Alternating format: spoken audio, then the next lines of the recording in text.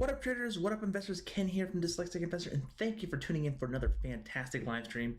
Getting started here, going to make sure everything is doing great. Can I find it in the chat window? If anyone in the live chat can give me a thumbs up or sound quality is a-okay, that would be fantastic. We can get this ball rolling and have looking at some great charts. Again, we had a crazy week in the market. A lot of things have really transpired. A lot of people got shaken out of a lot of key positions. A lot of people are a little hesitant. I think the people who have been trading just for a very short period of time, literally just have started trading this year or the end of 19, have really not seen this kind of, or actually, I would just call it the people who just started trading just since the pandemic are really just seeing something new in the overall market. So a lot of people are somewhat scared out there. Not really say running to the fences, but just to kind of keep an eye on that. Thank you for the thumbs up, my Yintuk. Golly quality is good for me. Oh, fantastic. Thanks for the thumbs up, my friend. All right, let's go ahead. Let me make sure my charts are front and center here. Got some things to move around here in a second. Make sure my water's close by. We'll just have some good old times tonight. Don't worry, we're still going to be having the traditional live stream on Sunday, but next week I will most likely not be able to do a live stream due to the fact of family vacation time. So just be mindful of that. Again, I'll let people know to make sure that everything is according to plan around that, and we'll be doing something else around that to let folks know what we can do and have some other fun stuff going on.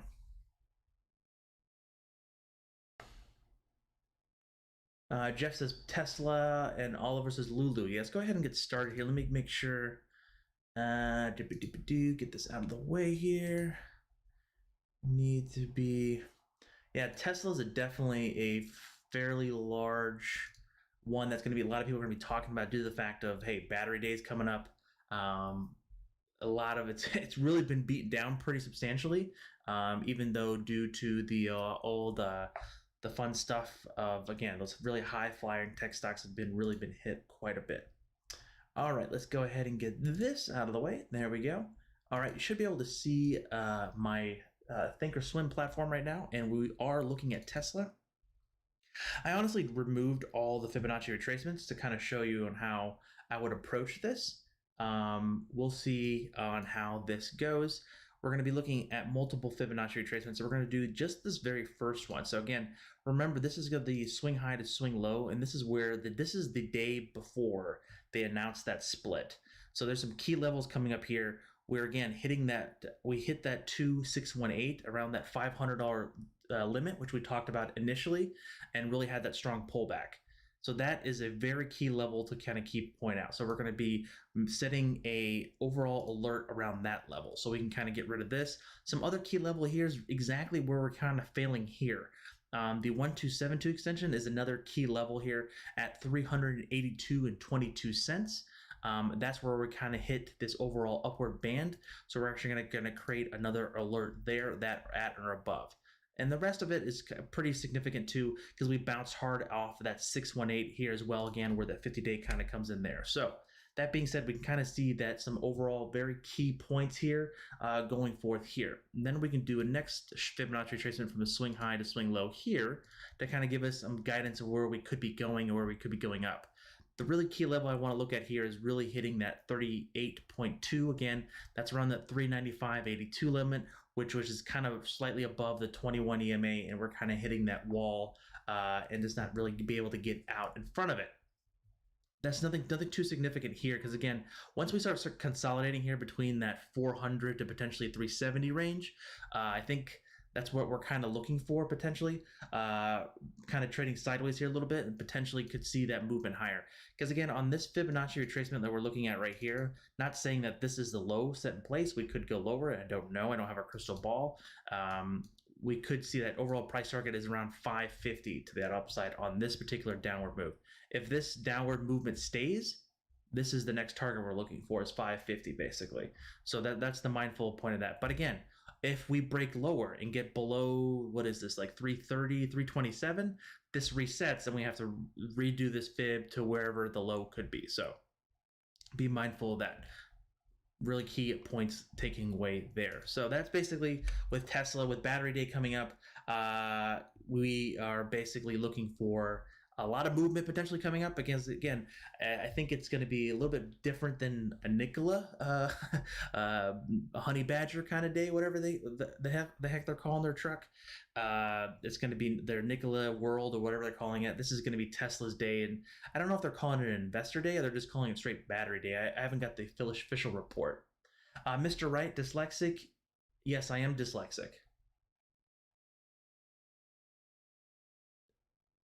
I don't know if I want to consider myself disabled, but okay. Kat, what's up, man? All right, so we did.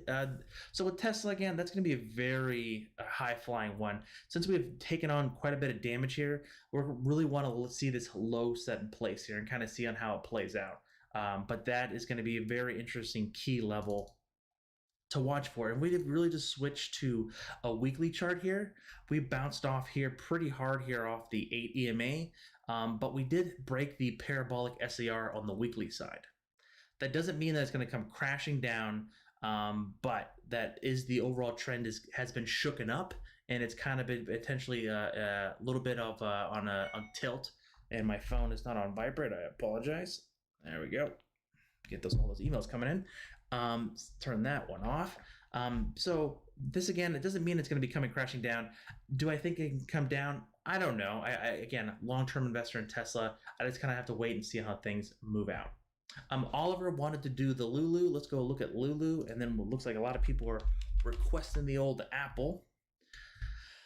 Poor Lulu. I don't know what happened there. Like this thing just got hit out of nowhere. Like it kind of did that middle finger FOMO thing here, where it did the first knuckle, the high middle finger, and then the third knuckle, and it just literally just went completely down. That really just took down here to really crazy levels. I'm not sure exactly if this was due to again, I don't follow Lulu completely close. I don't know what happened to their yoga pants sales, but with the 5 and 8 crossing through the 21, that's a very aggressive downward move, and you're seeing the ticks or the ticks, but I mean the candlesticks are really still pointing lower. So we're still getting lower lows every single day. We are trying to bottom out here, but the candles are still getting fairly big. By big, I mean they're pretty large range here. If we start getting smaller candles like this, that means like tightness, more compression coming in. We could be a potential bounce, but this is a very interesting, strange pattern. Again, I don't follow the company on the fundamental side, but on the charting side, this looks pretty, I wouldn't say suspect, but from the swing high to swing low, we're hitting that 308 level. So that could be a potential sign of support. But again, with that really strong downside, this has been a lot of damage is taking place here. And again, it could get aggressive V-shaped recovery. That being said, it's going to be very hesitant to really go out and buy this on this really steep downturn here. I'm going to be just putting an alert here just for myself to kind of see on how this plays out. But that's basically a 618. We can also do a Fibonacci extensions here, some swing high to swing low. Click here, please. Low. So we're looking at these particular levels. Did I click to the top? Yeah, did click to the top. Potentials that support around 308, even down to 292 potentially to the downside. But then you also have that 200 EMA kind of coming in, and that could be a potential support to the downside there as well. Yep, dyslexic advantage without a doubt. Yes, I wouldn't change it for anything. Samuel, what are we looking at? We're looking at Lululemon chart. Now we're going to be looking at Apple, AAPL, ticker symbol. Same as like all these other tech heavy stocks, they've really been beaten up here lately. That overall momentum is just, again, it's really kind of a shakeup here in the market. Basically coming back here, we had this we call it a my volume seems very low.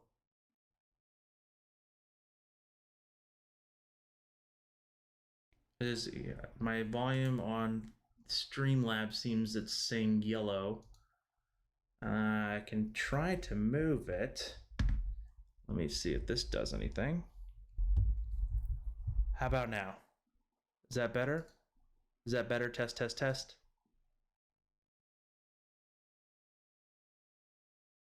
I moved it about 4 inches closer, so I'm talking directly into the microphone. Volume's fine. Okay, maybe he just needs to turn it up on his end. Anywho, that being said, here looking here at Apple, Apple is definitely a one that has been somewhat beaten up, and a lot of people saw a lot of movement come into this stock as well. Again, that really started to sell off again. Was this part of the SoftBank stuff? Most likely. And again, it was one of the high flyers, and really kind of coming back down to this really key levels around the 34 MA. It hasn't touched the 50-day, which like we saw in Tesla and the break of like the NASDAQ we talked about. But we are seeing some potential first signs of damage here with the 5 and 8 kind of crossing through the 21 here. And again, we have this little box here. Again, this box means basically what I potentially could see it trading sideways in this range. Again, the market does not give a rat's you know what about what my thoughts are, but I'm looking here just kind of holding the 21 and 50 day to potentially get a lot of sideways action here to kind of see on how this plays out. That being said, if we get more selling coming in Monday or Tuesday, this can easily break through and get below the 50-day. A very key level in Apple is basically the 107 level, which is basically kind of aligns with the 50-day moving average. With that is a pretty significant level there, so be very mindful of those levels. Again, the 50-day simple moving average is a moving average that so many people from technical analysis and even the most basic fundamental analysis folks follow. So again, the two moving averages, I think you basically learn once you come out of the womb of technical trading or any kind of fundamentally chart looking analysis is the 200-day and the 50-day. Those are the more common ones that I see on every single person's chart. The one I hear about people talk about the most, that definitely seems the ones to be known about. So that's the reason why it's on my chart, because around those limits, you're going to get a lot of people with a lot of stop losses and a lot of people with limit sells or limit buys in that range. So it's going to be a very high capitulation zone and a potential support or a break, because usually if it gets hit, it hits with a lot of volume and it gets taken to the downside pretty fast. Because again, we haven't seen the 50-day getting hit on a lot of stocks for months. Okay, so we're getting to that level. So I think a lot of people are going to be coming in somewhat new territory. So just be mindful of that. With Apple, again, we're looking for that initial support around 107 to 108, around that 50-day 50. So I have the 55 EMA, which is kind of coincides with the 50-day as well. With that in sight, we're looking for that potentially to hold. But that being said, Apple's had such a monstrous run from its last quarter, from the stock split and everything. We could definitely see anything happen in the market, because again, I'm just a little bit more hesitant. I'm sitting on my hands. Usually when you get these huge swings and very choppy, or what a lot of people call kangaroo markets, really get that really bouncy action. I can call them Tigger markets. I'm more of a Tigger kind of guy. Little jumpy around markets that just has been completely can trick people either way. So be very mindful of that. I'm not going to be running out here trying to stand in front of the freight train and call a bottom in any place. So, because again, we had this huge gap up here on that previous earnings here with Apple. So that's going to be a very key level to kind of see on if this kind of can come back to this level. Because again, the $100 limit is going to be a pretty key level as well, because that's where that whole breakout really took place. So I could even see coming back to 100 if we do get some more selling into next week. Because again, a lot of the selling is going to be coming into people like a little bit skeptical on if we're going to get another stimulus bill or check for folks. Hopefully, I kind of talked a lot about Apple there for a long time. I'm sorry. Kyle says Microsoft. Just look at Microsoft. MSFT. Great stock. Love it. Of course, as well, this thing has also been beaten up substantially due to the overall sell-off of all those fantastic tech-heavy stocks. And a lot of people just sold it, just sold tech stocks because you know what? The overall market in the tech industry was getting hit. And they're just like, you know what? Just let me just trim my positions and so forth. With Microsoft, I think a lot of stuff is tied to the TikTok deal, which I'm not too close or familiar with the matter. Definitely one I'm going to have to be watching, kind of see on how it plays out, because that's going to be. I just don't understand. I'm not a lawyer by any means or an acquisition professional, but it does. I don't know how it makes sense for Microsoft to get the straight bid for TikTok. I think other people should try to bid for it, which I don't know if they are. That being said, it'd be funny if Twitter bid for it, because they literally had Vine a number of years ago, and of course that they had to shut that down because it failed or couldn't make money or whatever.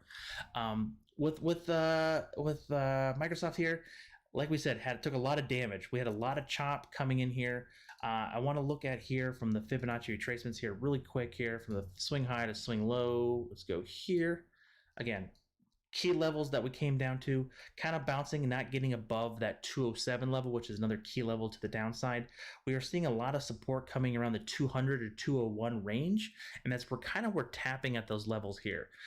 If you're looking strictly at the ticks, we're looking again. We did break lower than the previous day, but we didn't break lower than the day a couple days prior. So that is a pretty significant level. I wouldn't call it a double bottom, but the damage has been sent because we have the 5 and 8 moving averages crossing through the 21, and it's still aggressively pointing to the downside. We would really need to have this level off. Again, the RSI is not printing substantially lower, but the volume zone oscillator is getting to that really extreme negative 40, which could ensue more heavy red days potentially. This is more of a lagger, more of a giving you like a real-time position of what really could potentially going on.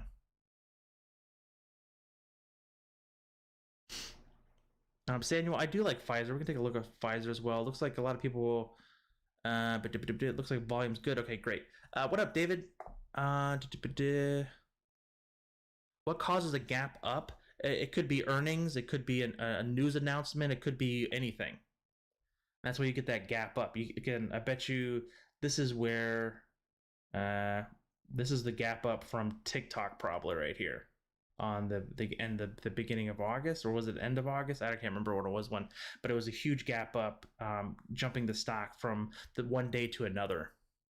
So it closed that day at 205, and then at 6 o'clock p.m. when the market's closed, they say that they're buying TikTok, and of course the next day it's going to run up the price and it gets up to $114, $115. That's where you get that gap up. Most of the times, to fill a gap, there's a thing in technical trading, it has to come back and close the gap. And you kind of see this gap is closed from this tick down, because again, you get all those folks who got FOMO'd, and all those folks who thought this is going to go to the moon, and then didn't have the diamond hands or the knowledge of the trade, and just got right back out. So it kind of flushed it lower.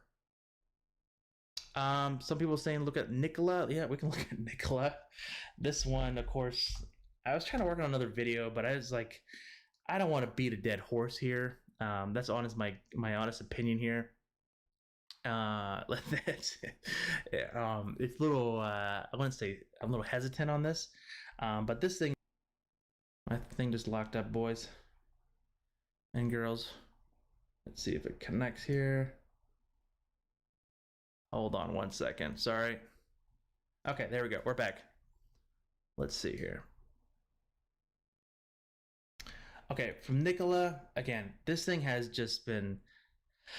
If you've read the Hindenburg report, I definitely tell everyone to go look at it. There's just so many red flags in this company. I think a lot of folks, particularly who follow the channel or just follow the stocks as very well, like Samir saying scam. That is just literally like it didn't have a product market fit, meaning it didn't really have a product. It was just, it has had hopes and dreams, and it just wanted to try to go out there and spin their idea or their business plan without actually having a business or any kind of stuff behind it. There was all fluff, and sadly, I think it's just kind of coming undue. unless they can really come out and really beat some of these allegations that not just the Hindenburg pointed out, but a lot of other folks as well.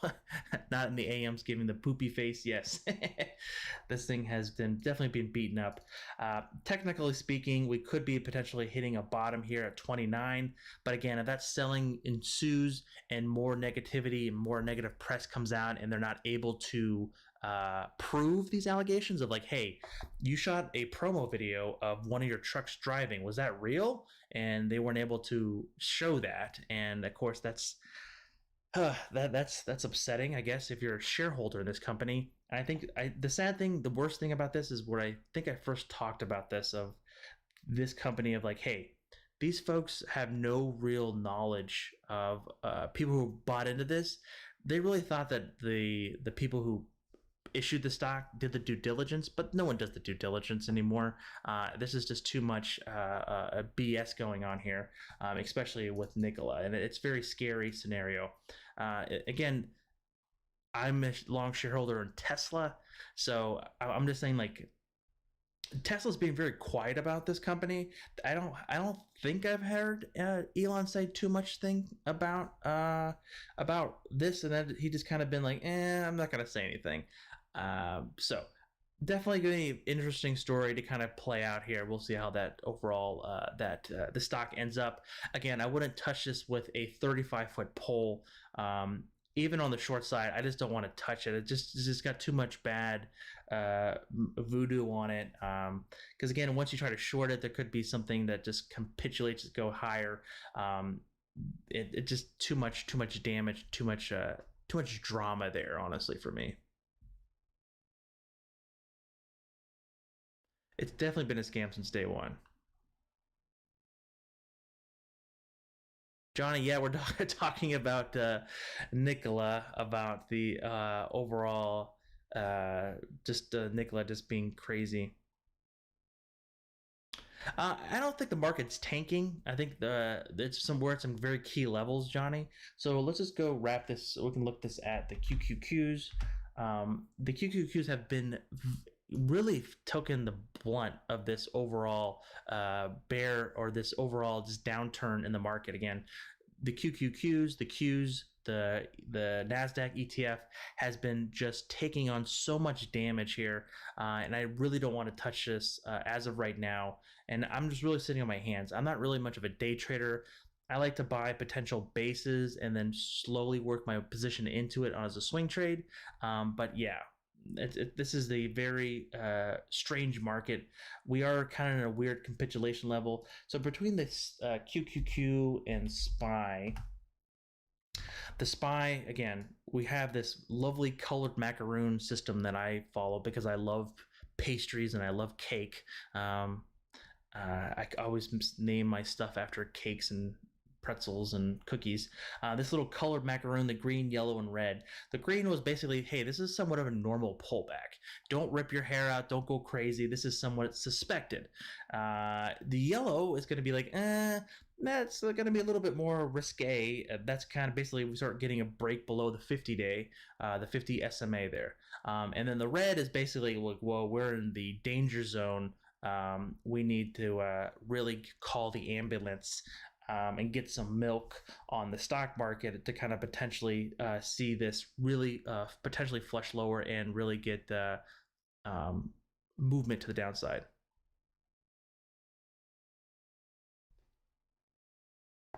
What up, Alan? Naves, what's up? We got a lot of people coming in. Thank you guys so much for coming up. Just so FYI, we are still doing a live stream tomorrow as well. So don't be too fearful if you're not going to be able to make this one. I just wanted to do this one because it's easier for me just to chit chat, and especially with the market kind of acting crazy, just wanted to kind of go through some questions. I'm sorry, Johnny. I said, I wish, I hope people will understand me more. I'm not the one that's going to be running out, sitting on my little soapbox preaching that the end of the world's coming with my little, with my book in hand and screaming on a megaphone. I think, and anything in the market, I think, did I see Mr. Bear join?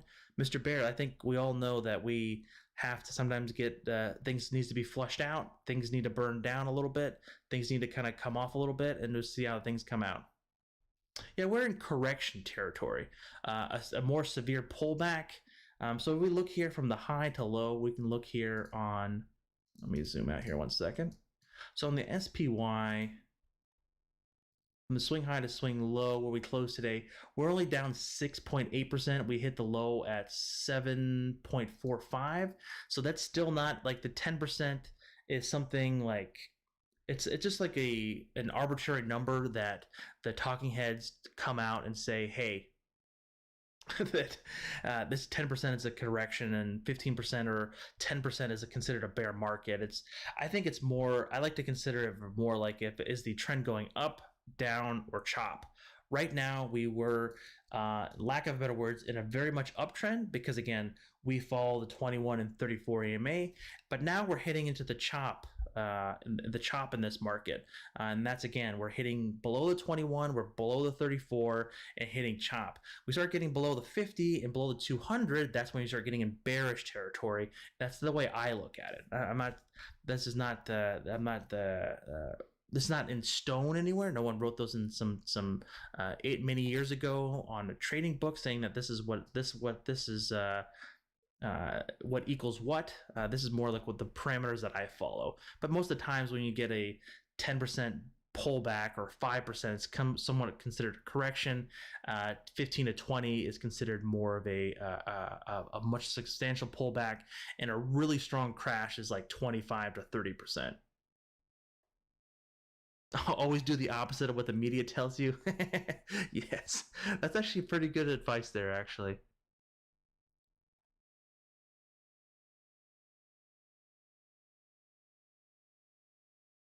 Yeah, when you're looking at 3 months plus call options for Apple, just be mindful again. September, if you look at a month that there's always some kind of volatility or action, it's always like end of August, September, and October. There's always some crazy volatility times going on there for some whatever reason. Like, let me just pull this up to kind of simplify that for you. Let me go. So the 20, this is every month for 20. That's a little too much. So let me go here. This was August and September. We had a huge pullback in 15. And then August here in 13. And guess what here? This was May. Okay. This right here is August and September as well in 2011. And of course, we had the financial crash, which I think people still remember.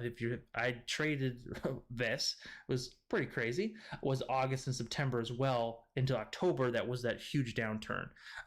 With this, this is definitely just like a mindful. It's not a statistical analysis of like, hey, you know what? It's kind of like saying it's Taco Tuesday.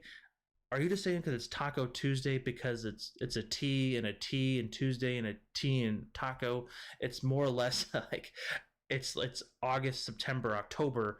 A lot of people are just a little bit more mindful of their portfolios for whatever reason. Like, I don't know the underlying human aspect of it. It's just something that I've seen come through fruition on the sense of like, this is usually what happens. These are usually very choppy months.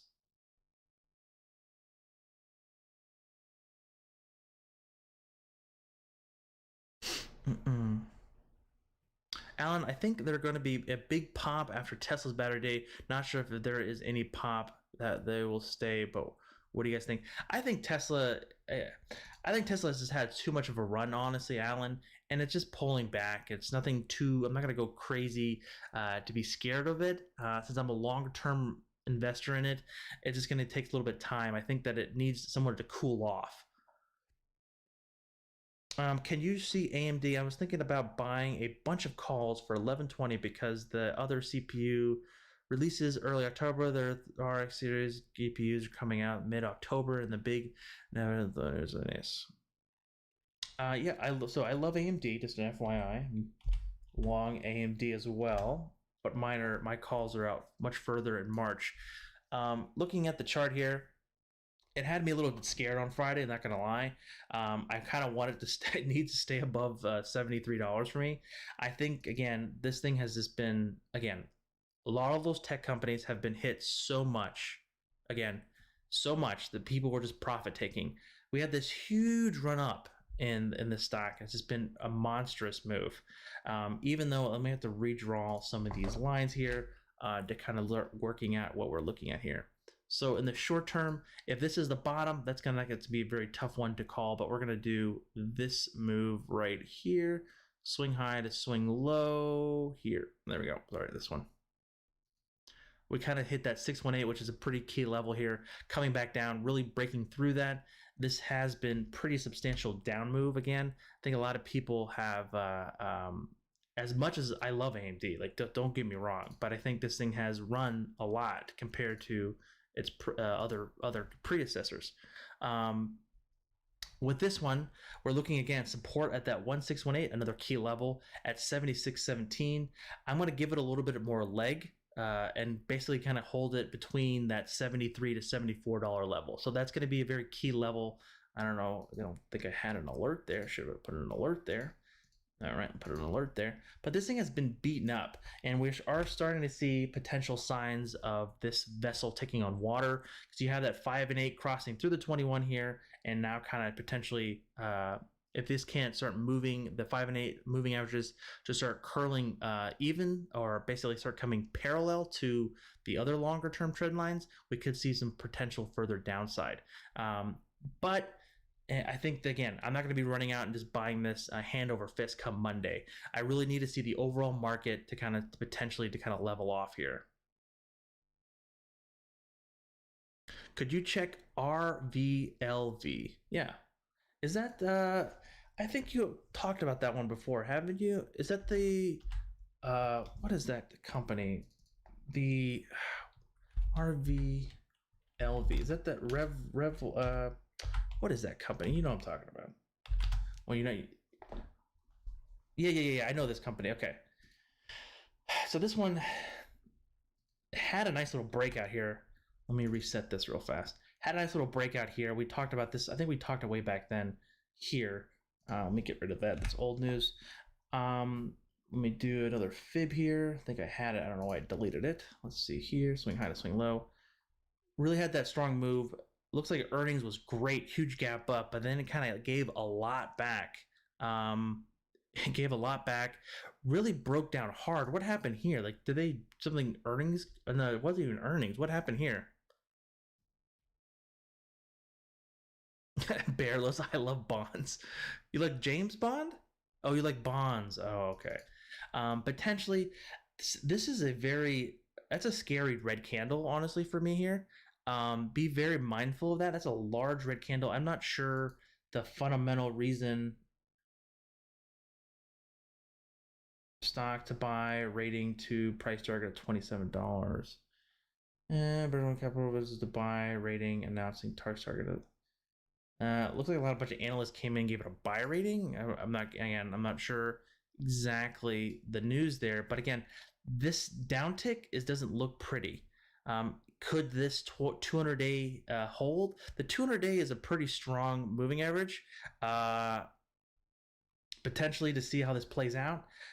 This is definitely one I would like to look at, but the squeeze, as you see here, we could see this potentially pop lower. But again, this damage could already been done. We're seeing the 5 and 8 potentially start crossing over, so we really could get that really substantial downtick further to the downside. So again, between like that 1775 to like 1693 could be a potential initial support level.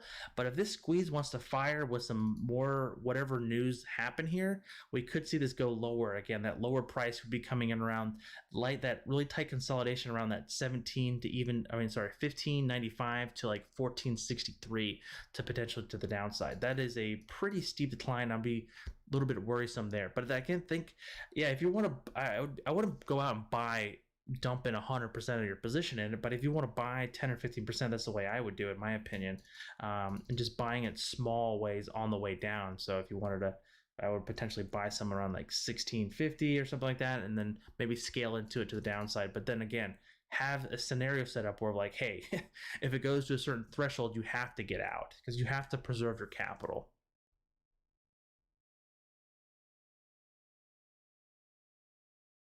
Roy saying it's not going to crash till after battery day. We'll see. I don't know. Do you know? Everything looks bearish to you, Bear. It does. Mr. Bear, we love Mr. Bear though. We treat him with respect. Jay Taylor says T-Doc. Yeah, it looks like a T-Doc. I like T-Doc.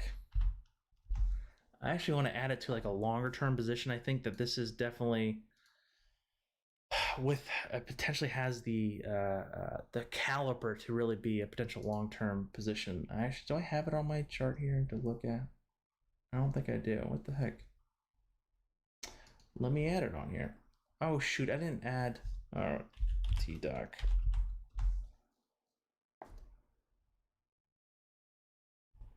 Why isn't it adding here? Do I have it on here already? Must have it on here already then. Oh, but it's already on there. Okay. Did I have that rev? Okay. Anyhow, sorry, getting sidetracked really easily here. With this one, again, has been beaten up with, I think they're acquiring a company or they're merging together with a company, whatever the proper word is. And again, it's getting a lot of flack because a lot of people really wanted it to stay, I think, as a complete play of Teladoc and didn't like the merger happening. But I think it's marketing with like a fitness wellness company or something like that. Yeah, again, I like this long term. So we're looking at this on the weekly side.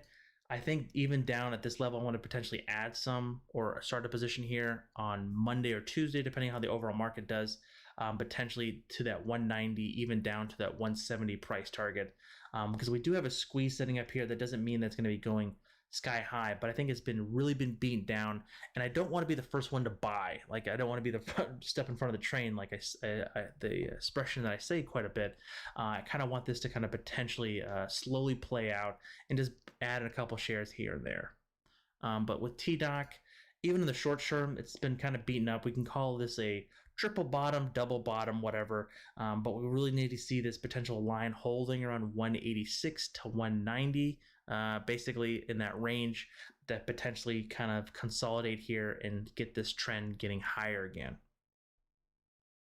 But to the downside, that 200-day could be reachable. Just be mindful of that. And we're having a lot of issues breaking above that 225 range. So we've taken on quite a bit of damage already on this, but we'll see how that works out.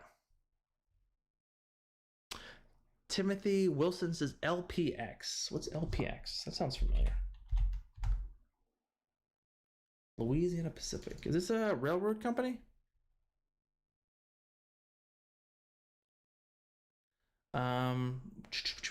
This looks interesting. I like this. It kind of failed here at its previous high here. Now it's kind of coming down with a little bit of low volume here. Looks like it's potentially consolidating here.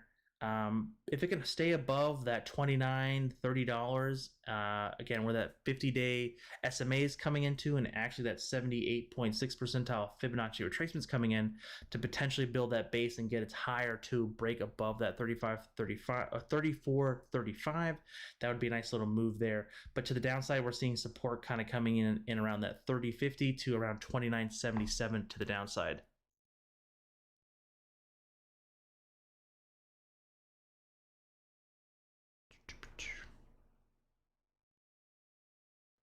Let's see here. Sorry, chat's going pretty fast here. I do like FedEx. I do have longer term plays in FedEx and UPS actually. I love those guys and gals. What okay beats like so yeah. Anyone who's having shorter dated, even you have calls that are even out a year. Like my AMD calls bleeded on Friday. It was very scary. it was like, oh my gosh, like, oh Lord, this hurts. But those calls are so far out, and again, I can move them up or down or sell puts against it to kind of hedge it. But I understand your pain. Just remember that you have the reason why you're owning or buying those calls.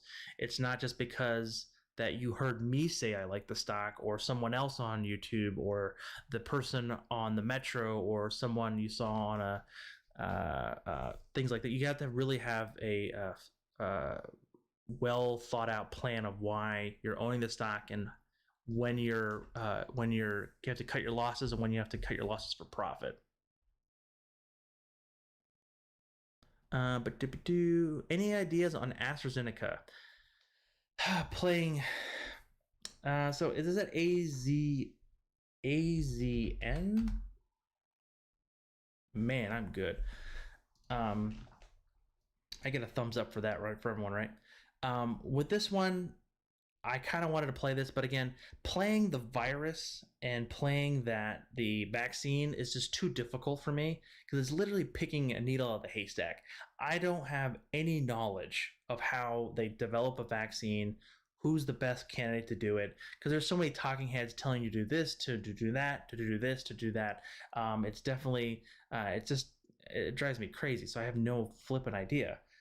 With this one, it's been kind of just beaten up with a lot of the other pharmaceutical stocks, and really just kind of trending lower here, potentially building a base here, but it's in a very strange level here. Let me look here. Let's get that huge pop up here.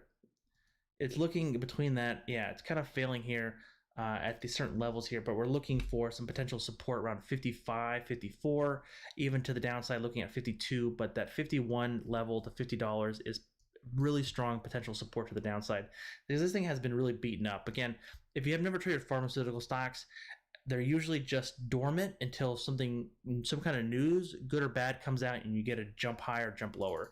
And I think this is very much that speaks to that.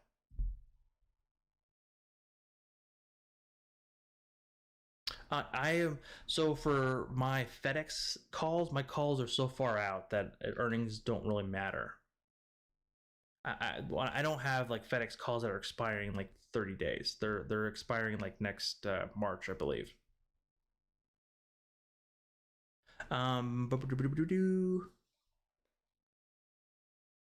bought AMD at 50. Nice. Do you watch IPOs? My chart group has a talking about Snowflake, and I was thinking about Robinhood 1 too.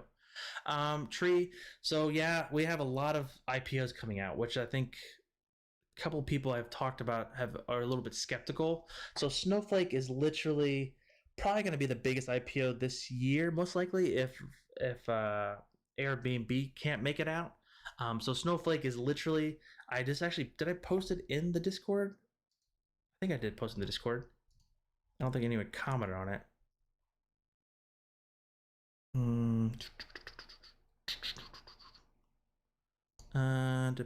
Yeah, so I did post it in our Discord chat. Basically, Warren Buffett and what's the guy who runs Salesforce? Oh my gosh, Mark Benioff are both investing in this company heavily on IPO day. So they're literally just going to be buying this on IPO day as well. This is so Snowflake is basically a data warehousing company that basically streamlines consolidating data, basically allowing folks to mine and go through data substantially well, I believe. So their overall go-to market is their CEO is a pretty high flyer, and I think there's so much. I think that I was hearing prices about $80 to $90 that can easily hit. I think it can probably hit $120 to $150 with all over the amount of volume and people I hear talking about Snowflake and how it's going to blow up. It's definitely going to be something that could just be really inflate the price so much. I don't know if you're familiar with BYND, so I own this a long-term position. I didn't buy this when it first came out on IPO, but this IPO literally opened at 45, and then within a couple weeks it was at 239. I think we can easily see that potentially with Snowflake, because again, a lot of people are going to be wanting to get that new, very much SaaS cloud kind of high tech stock in their portfolio. But usually what happens, what comes up to it is that a lot of people are potentially going to be selling other companies within the cloud or SaaS businesses to raise capital to buy that. Great product, unlike Nicola. It's weird. Yeah, so that's definitely what I'm looking at with Snowflake. I definitely would love to own it because I think it sounds really cool, but it's got to be careful on the price. Very careful on the price. It could really run up without a doubt.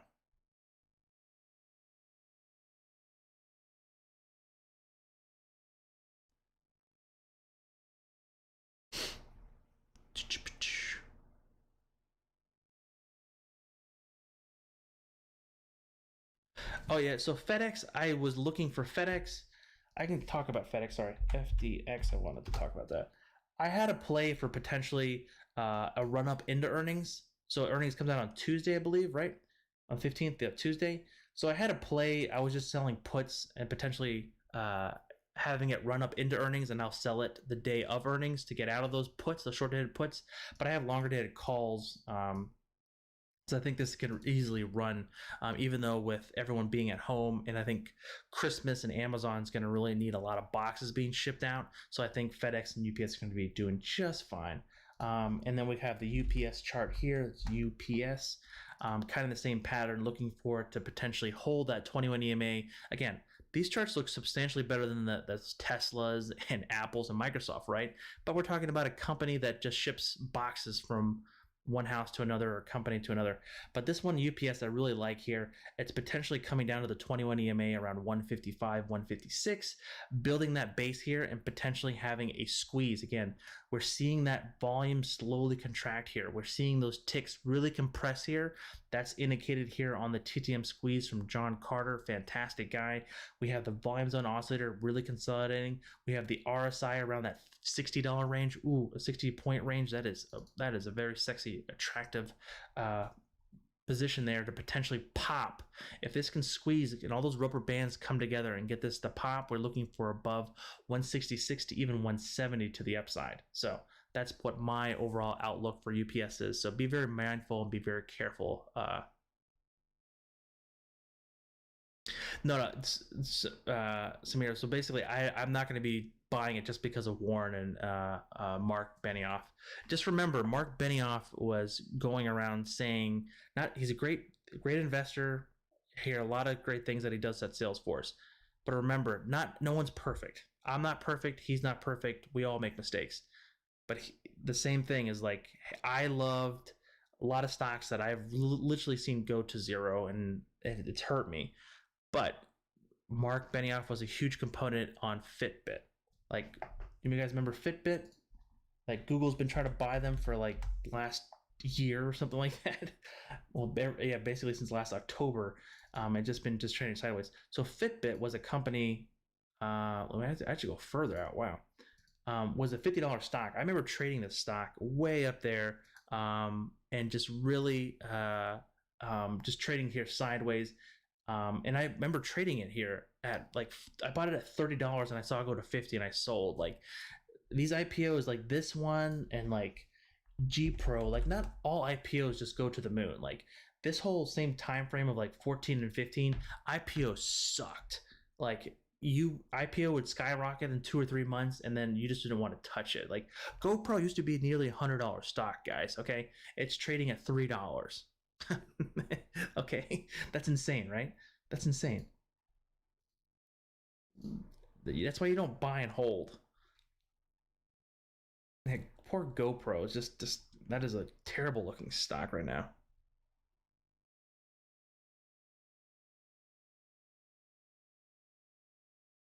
Nicola is honestly the opportunity of the century to short.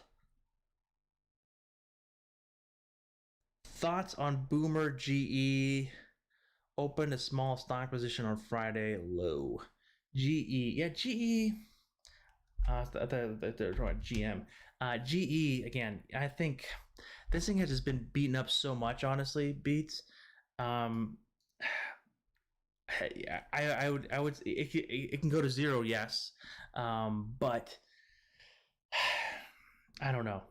Um, I have some key levels at 563 and then 587. We'll see. We'll see how that plays out. It's just been beaten up so much. I don't know. I think I hear what you mean. I know it still pays well, it had to cut its dividend, right? But it's been really strong looking. Let me look on the weekly side. I don't know. This looks. I think it could look like it could break down even some more potentially. Actually, doesn't look too pretty to me. This overall trend has just been terrible. I really don't want to touch that. I think. I don't know, man. This is a tough stock because again, this thing has been beaten up so much in the last like not even weeks or days. It's been just beaten up for years. Ever since the financial crisis, it is not has been able to come back. So that 0809, it just hasn't been able to recover. Like this thing used to be $60 back in 2001, and it just ever since then has just been continue going down and just not being able to really reinvent itself, even though it has great products and owns so many different things that the portfolio is a super vastly. Like it's just like super strange that they just can't get their stuff to straight. Like I don't understand why. Like it's just a very beat down stock. The company sounds good, but the stock has just been beaten out. It's just kind of lingering. I honestly can't really touch it.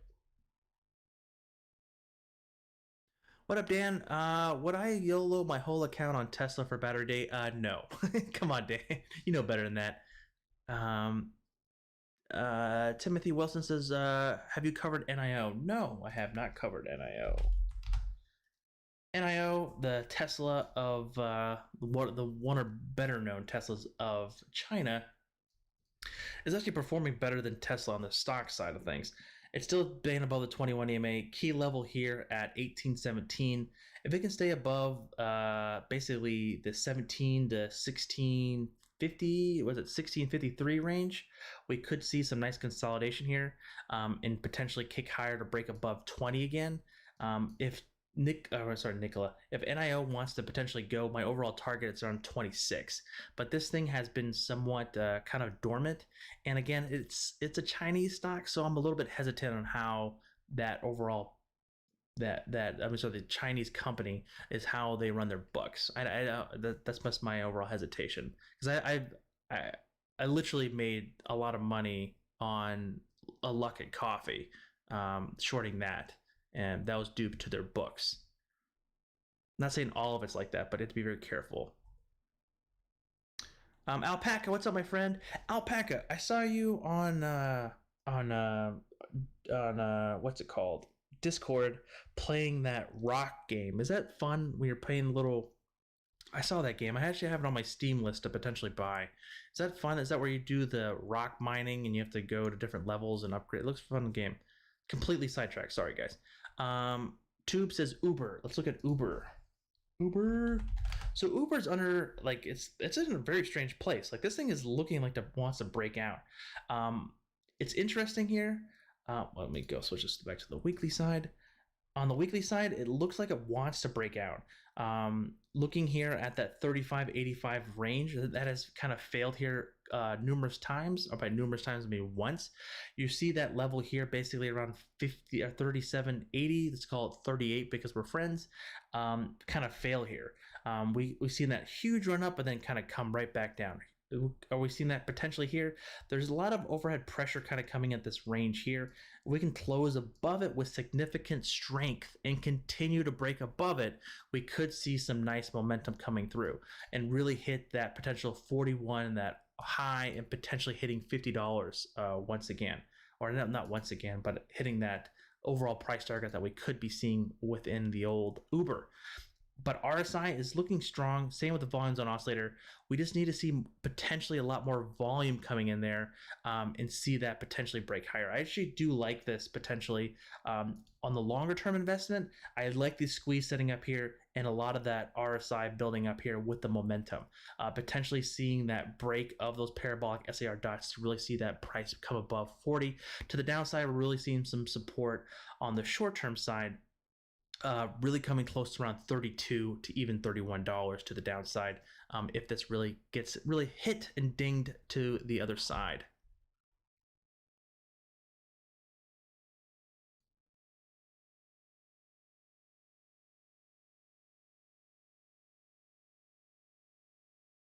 Alan, I agree. Like it's GE is definitely a stock that's like it's I understand. I understand. But the thing is, like, you throw some pocket change in there. Wouldn't you want to do that? Maybe it's something that maybe pays you a dividend or something like that. You're just hoping for something to pop one day.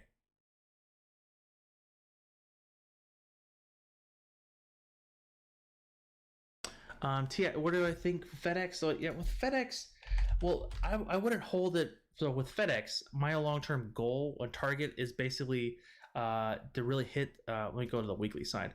I'm looking for basically it breaking above that 234 to potentially getting to around that 260 to 273. That's what I'm looking for my target for FedEx. Longer term goal, really looking for 323 potentially. Do I know when that's going to be hitting? I don't know, but that is my target for the old FedEx. 323.95.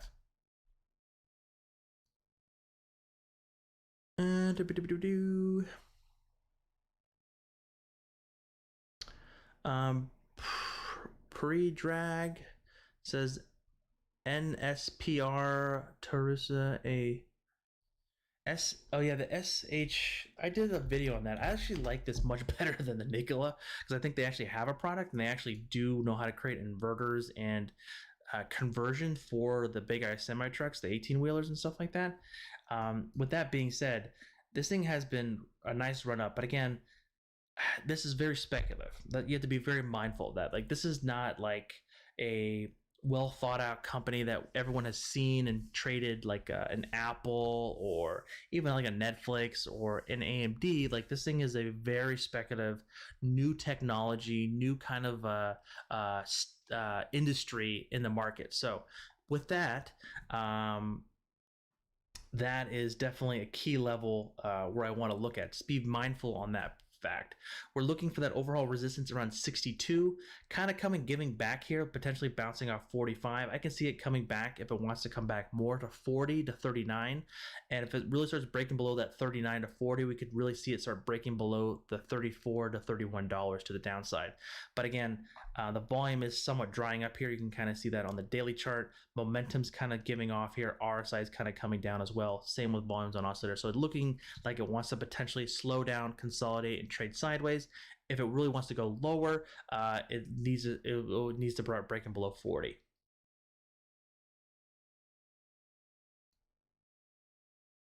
Oh, Dead Rock is great. Okay, like Minecraft with flamethrowers. Great, thank you.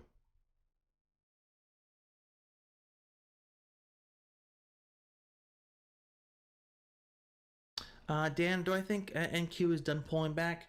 I don't know if it's done pulling back, but it's definitely at a key level where it could just trade sideways. So we talked about this towards the beginning of the thing of like, I don't look at a pullback or bearish market. I look at things of trends going up, going down, or just trading sideways. Usually, what happens is you have an upward trend, and then you get chop, and then you can continue going up, or you can go down. Um, that being said, we're currently going up, and now we're in chop. We're just trading sideways here, and just kind of just potentially playing this out. Kelly D, yes, we're still doing a live stream on Sunday. I just wanted to do one on Saturday, just to talk about stocks and just to go have fun with everyone. I'm still doing one tomorrow, and of course, and then like I talked about next week, I will be out for a couple days from Sunday to like Thursday. I'll be out, so might have I won't be able to do any live streams, but I'll be posting some videos from the old hotel room.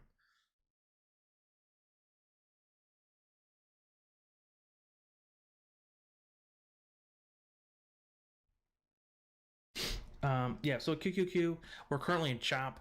For me to see it go lower, Dan would need to start breaking below that like 265 to start breaking down to like 250 range. That's when it's going to start getting into negative territory and going down. Sorry, no problem, Kelly D. Hey, dude, we're gonna do we'll do that. I'm streaming for a little bit here. We'll probably be here for another hour, maybe more, depending on how I feel. We'll just have some fun here. And you guys that haven't already, please hit that like and subscribe, though. Would greatly appreciate it. Because you guys are all cool folks. Let me. Looks like a lot of people are joined. Thank you guys.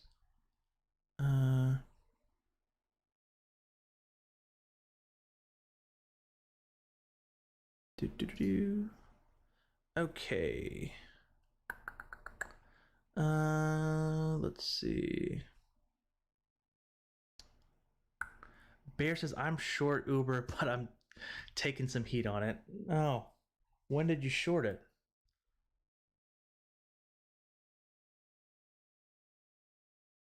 Samir says BA, please. Yeah, we're looking at BA. BA. That's been one that's been really dormant, right? This thing has been really dormant. We're just gonna put a penalty box on this one real fast here. Kind of having this trading in this range here. Being really range bound, we call this like the pinball action here, kind of just bouncing around here left and right. Potentially some support here below that 155. Very key level, but this thing has been so beaten up and just been really just ransacked here, and just not performing very well again due to the virus, due to lack of people flying, people ordering planes, all kinds of things. It's just the CEO has been terrible. He got ousted. The new CEO made fun of a couple of airlines, saying they're going out of business. They're just being complete idiots, honestly. But the stock has finally settled down here a little bit. This is one that I definitely would like to see. We just had a squeeze kind of fire short. I think it kind of is somewhat exhausted here. I want to wait a couple more days. If this can stay above that 155 range, I might throw a couple shekels at it. And see how it plays out. On the longer term side, we're looking on the weekly side. It's just really hovering below that 21 EMA on the weekly side and just kind of just waiting for that next move higher. Can this go lower? Yes.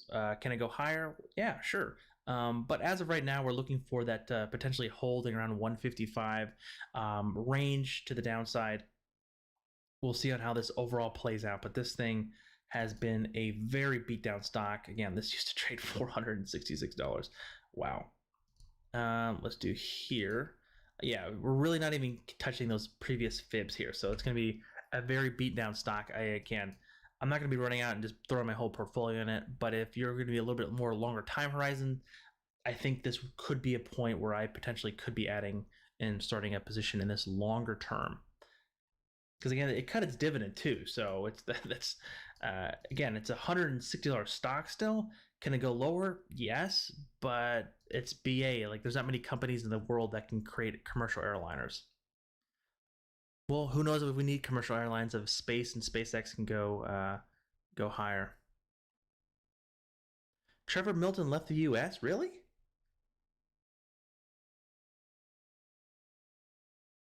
Dan, I cannot pick up more than 10 pounds, but I'm finally feeling better today. I can't pick up 10. They said they can't pick up more than 20 pounds for the next 2 weeks. It's only been 1 week right now.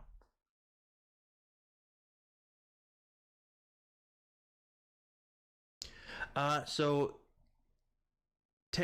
normally IPOs come out at like 11:30, 12 o'clock in the afternoon. The IPO pricing will probably happen around $60-ish. Oh, I mean, sorry, IPO. I think it was. I heard 80 to 85, but it might have to run up because it's been a lot of people have been buying it.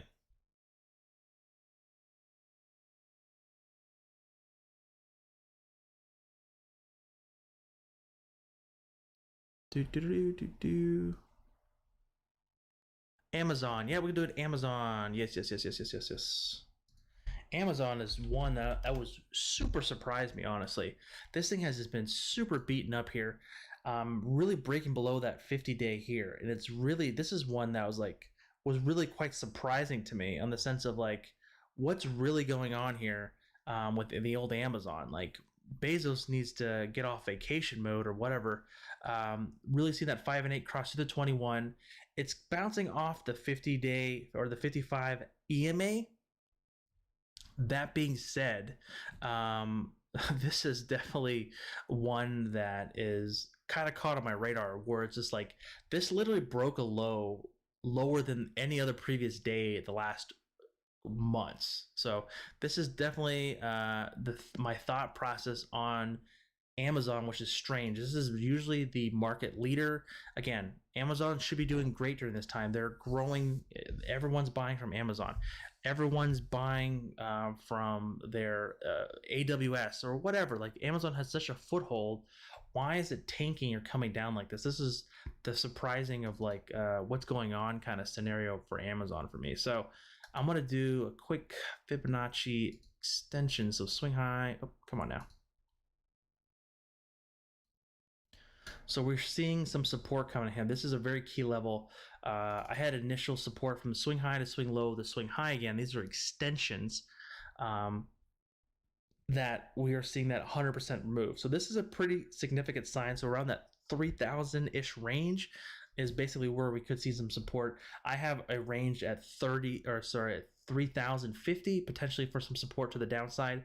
But again, I don't want to be catching something that is not somewhat stable. Like this, you're seeing this chop really come into play here. This is a lot of chop going on here, just trading sideways here a little bit. We want this to kind of consolidate. We want these candles to get a little bit smaller in range to potentially start buying in this for the longer haul.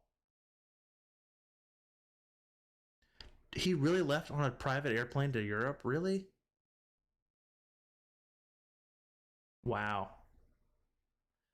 Kelly, what are my thoughts on MU? Yeah, we'll look at MU. I haven't looked at that one.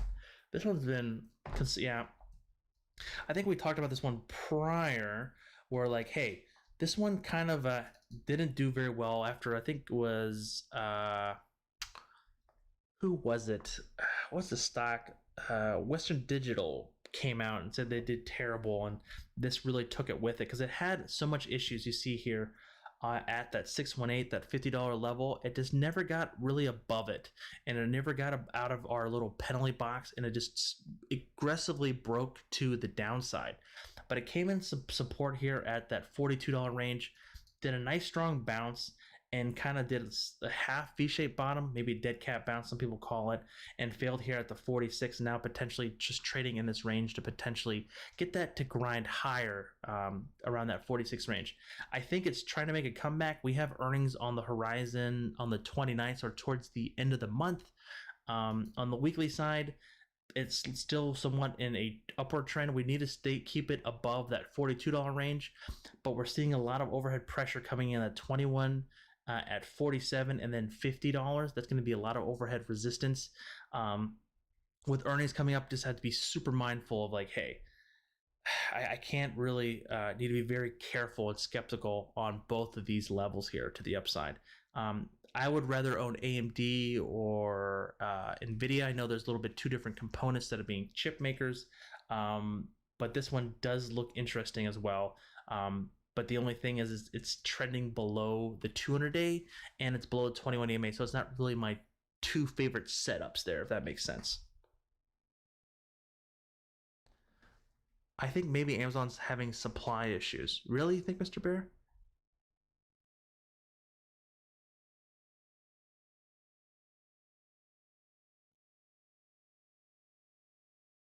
Dividend stocks are for boomers. J-Bot, are you actually, is your name Ryan L? Because I don't think Ryan's on the stream today.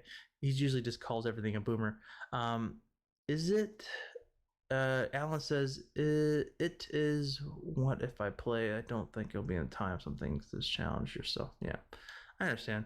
But okay, Bet says Netflix potentially blowback for the Cooties film?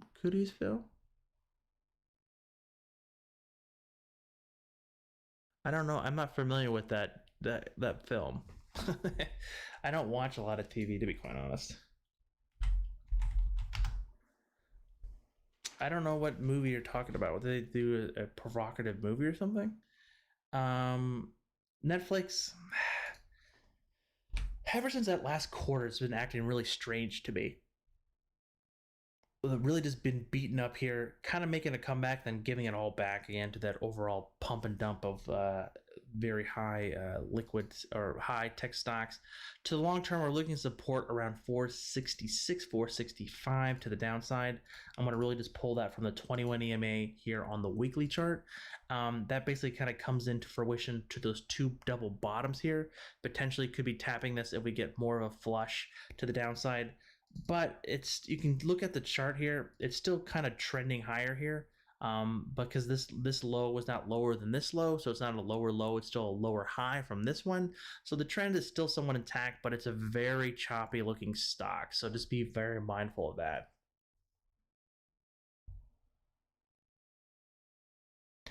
Cake as a short, Bear says. Well, I trust your opinion, Mr. Bear, on the Amazon stuff, because you sell a boatload of stuff on Amazon, right? I forget how much you said you do. Cake Cheesecake Factory. I thought they were going to go bankrupt. Didn't they say they were going to go bankrupt, Mr. Bear? Was that during the pandemic where they're like, "Hey, we cannot make our obligations to the landlords"? Did I read that? Was that Cheesecake Factory? Or was that someone else?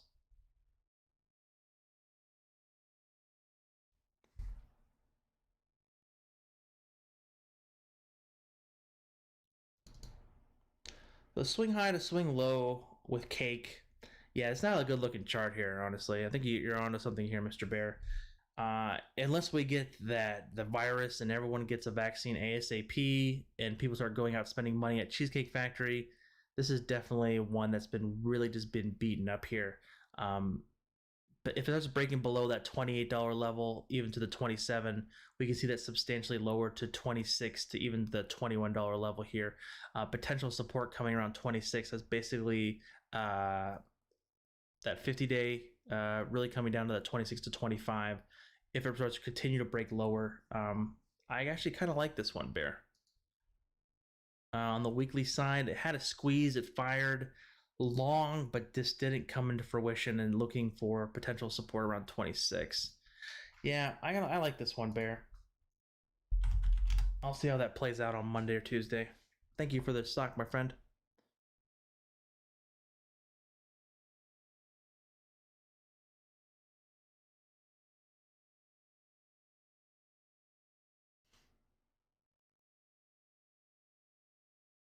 Ryan loves cheesecake.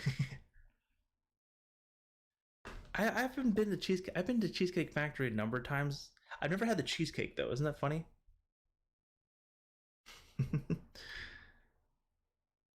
JBot says just follow Davey Day Trader. Yeah, how's he doing over there? Party City comeback visited last weekend and the store was full. 3 months was empty. Party City, is that Halloween's coming up, right? Right? Don't they do a boatload of stuff for Halloween? That might be a great trade there, Beats. I think you're onto something.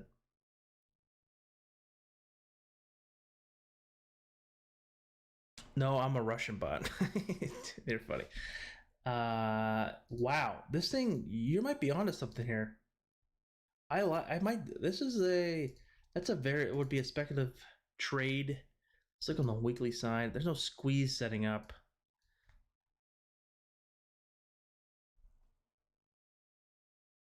This is the. Yeah, I think. But Party City has been terrible. Like, just this will just be more of a trade than an investment. So I don't know why I'm looking on the weekly side. But if it can stay above like 235, it's a $2 stock. Yeah, I don't think Cake has great options. It doesn't sound like it has great options. I'll just short some of the shares then, if the hold's not too doesn't cost too much. Um, Looking for that overall support. If it can break above 292, they could see basically $3.75. But it looks like there's a lot of overhead resistance at 292. Potentially looking for some support around the 200 EMA around 235 and the 21 EMA. So we'll see how that works out there. But yeah, interesting and very interesting.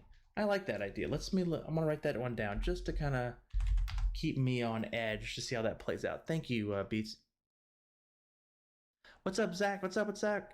Yeah, we have covered Tesla, but we'll look at it just 1 second for you, my friend. Samir says Workhorse. Yeah, we look at Workhorse again. We love the old work. Oh, did I spell that wrong? Oh, what can... Alan, thank you for becoming a fantastic club member. I really do appreciate it, my friend. Nice, thank you. Everyone give a round of applause and a thumbs up for Alan. Whoop whoop. I should make. I'm getting one of those stream decks, so I can do cool emojis and give you a thumbs up or a pound it or a high five once people join or say cool things. So stay tuned. I want to be upgrading the stream a lot more, and we're going to have a lot of fantastic stuff going on. We're going to have a spinning wheel. We're going to have all kinds of fun stuff. So yeah. Workhorse. Of course, this thing has been one of the, I think, not one of the most anticipated stocks for news to come out on. That potentially to see on what happens. Again, everyone's waiting on if the United States Postal Service is going to give them the deal and see how that overall plays out. So that being said, is this going to be something to the long side? I don't know. I'm still long it. I kind of want to see it kind of break at least a 25.48, which was my initial target. Did take a little bit off the table the other day, but still have a position still substantially on at least 60% of it, maybe 50% of it actually, on the table to that 25. If it can really break the 25, I think it could easily go to 38 if that news comes out. I think that $38 is a potential target. It could be hit pretty substantially if the news and everything kind of flows with it. So yeah. And also, if you become a member, I need more suggestions on what emojis to put in. I think I should make some. Should I make a Tesla emoji? I don't know. I should make a. Oh, you know what I should do? I'm thinking of something. If someone doesn't like something or just wants to bash it, I should make some kind of like a Nicholas symbol or something. I don't know. I'll have to look. I have to think about that. That'd be interesting. Anywho, but yeah, Workhorse looks really good. To the downside, we're looking for some support basically around $20.86, even down to $19.26. We could see some support, but again, this squeeze is fired long. My only fear of this is that it could be fizzling out here. That we could see that potentially kind of fizzle out here and start pulling back here.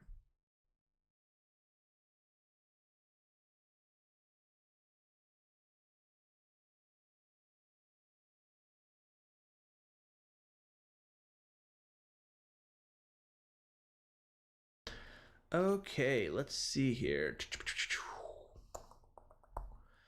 I sold some Friday. Yeah, I think that was a pretty good idea actually. I'll see how this plays out because again, usually when a squeeze fires, it lasts maybe what's this 1, 2, 3, 4, 5, 6, 7, 8. Usually lasts 7 to 8 days or 7 to 8 periods depending on what time frame you're looking at. But it could be towards the tail end unless we don't get that news to come out. Kangaroo emoji. Thank you, Alpaca. That'd be a good one. Rocket emoji. That'd be good. Thank you, B. Those are good ideas. I should ask you guys more questions like that. I'll do a poll or something like that for the members of what they want to do, or I'll do it in so forth. Roy says, what do you think about Baba? I have about 5K and 360 long dated calls. You have 360 in Baba? Holy, isn't Baba at like a 270 or something like that? Man, I'm smart as well. 271. 360. So 356.21 is the 423.6 percentile move. So that is a really far out Fibonacci retracement there. We kind of had a price target to kind of have it to consolidate here, but we can just scoot that down to kind of do that price action here, that kind of potentially seeing it trade between the 21 and 34. I honestly kind of like this pattern here. We are seeing the 5 and 8 kind of potentially start curling here. It has not crossed through the 21, so this is actually a good looking chart here, Roy, as well. I actually like this. I see the volume is drying up here as well. We're seeing the RSI settle off here. We're seeing the volume zone kind of potentially pop up here higher and kind of see this potentially just trade sideways. As long as it stays above the 34 EMA here at basically 267 to 268 and doesn't break to the downside, this could be a nice consolidation here. Would like a little bit more base building to kind of see that pop higher to potentially touch 275, and then 284, and then 300. Good looking chart there. J-Bot, I don't know. I just see him bitching about asking Elon to pump Tesla stock. You're talking about me? I don't talk to Elon. Wish I could, though.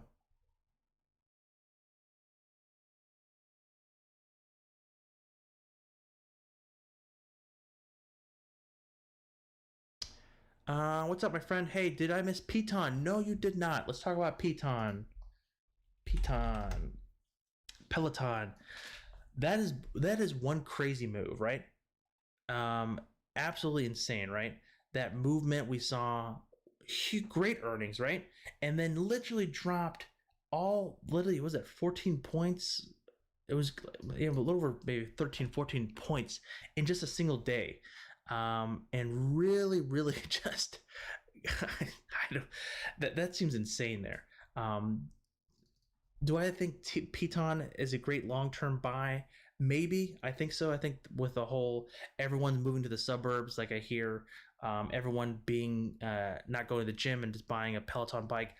As I mentioned as a joke on my last Piton video, I literally have seen that black Mercedes van drive by my street multiple times to deliver one of my neighbors their bike or their treadmills. And I've seen it like 4 or 5 times down my cul-de-sac. And yeah, so that's my due diligence. I'm just joking. With this one, this thing has been such a high flyer. Potentially, I don't like to buy high flyers right on the top here because, again, especially after earnings. But this is one heck of a candle to the downside here on Piton. Pretty insane here, even on the great news. Really strong movement. On the weekly side, potentially looking for some support around 72. That's going to be the next strong level. Basically from 77 to 73, or sorry, 78 to 73 could be potential support to the downside if we get aggressive moves down, because again, we saw it trade in around this range before. But again, this thing has been just super choppy, kangaroo-ish. We can call it maybe a Tigger. That's what we should do, a Tigger emoji. Or a kangaroo emoji to kind of see that really chop kind of play out here. To the upside, I think it wanted to break 100, but I think with this volatility and just chop going on, I think it still could break $100, but I don't know who and what really took this down that day there.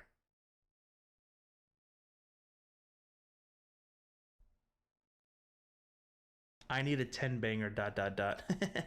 Jim Cramer, buy and sell. Nicola, build hopes and dreams. Yes, they do. You're welcome, Thincher. Who knows the next will do? The cat. Hello, can we get a Nicola Trevor face? Maybe a bear eating Trevor. I like your ideas. It did break 100. It did break 100 in after hours trading, but not during the market.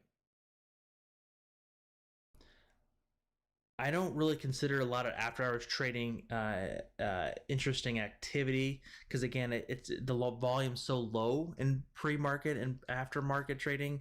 It's a little bit too, I call it the Wild West time frames, and it can be really a lots of just pure emotions just driving it for no comparative reason, because again, the volume is so low compared to those normal hours. Like, look at this, like there's hardly any volume coming in here on those, like the 7 a.m. to 9:30, and then like that 4 to 8, there's like nothing going on there, and they can be easily just drive up with a couple thousand shares. So just be mindful of that. That's the way I look at it, though.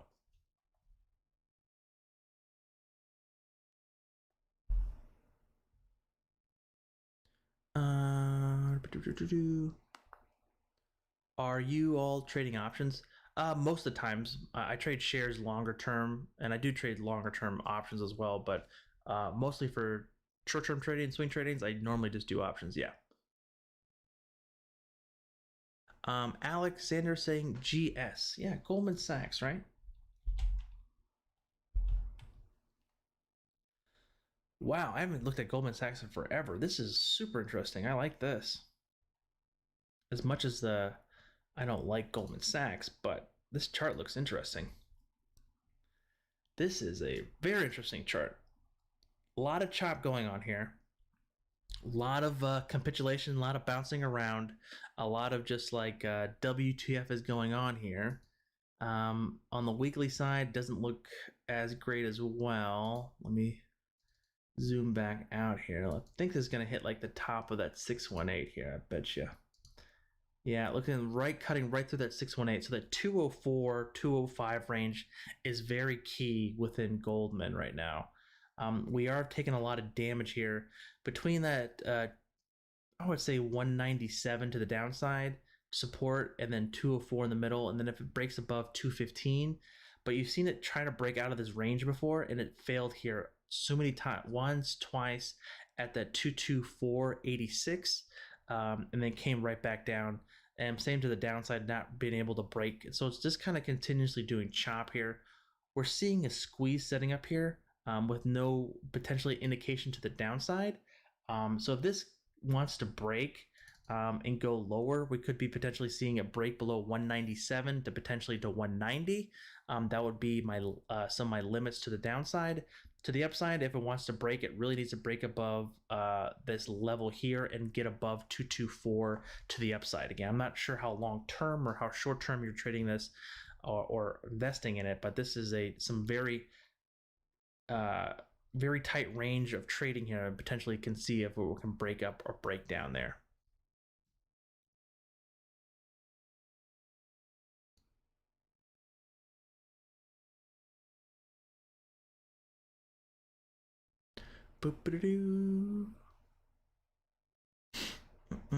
Let's see here. Elon Trevor. Maybe an Elon and Trevor emojis. That'd be a good idea. ITCI. Yeah, what is that stock? I see that thing run. Is that the one that ran like 70%? Yeah, this is the one I saw run like crazy. Dan, again, it's a therapeutical pharma stock, so it's not my cup of tea, and it's definitely one that just you can see just kind of just trades choppy, does nothing until some news comes out, and it goes flying up, growing down. So the previous swing high to previous swing low, we're literally hitting that level at 31.18. It failed. Now kind of coming back to 27. Potentially building a base here at 27 down to 23, waiting for those moving averages to potentially catch up, and then potentially trade sideways and get a next move higher or lower. But again, this is a pharmaceutical stock. Be very, very careful with these, and they're not my cup of tea, because again, you're just waiting on news. It could be good or it can go bad, and it can just go in either direction. It's just really much of a coin flip. I sometimes just own like the overall ETFs.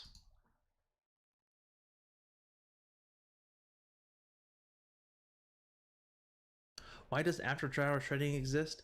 I don't even know, to be quite honest. I think it was just a way,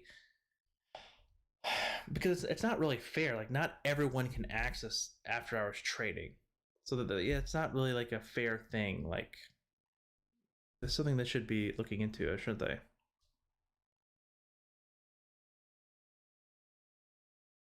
Why are not markets open 24/7?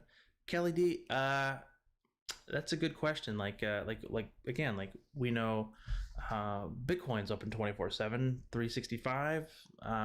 So why there are like the futures markets are open pretty much from the only time they're closed is after like 4:15. They're closed for about 30 or 40 minutes, and then they're closed from after Friday. They're closed from 4, and they don't open up until 6 p.m. Eastern Standard Time on Sunday. So they're again, it's not 24/7, but again, it's better than others, right?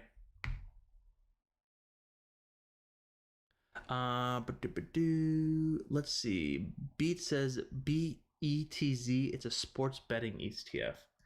So that is something I am totally not into.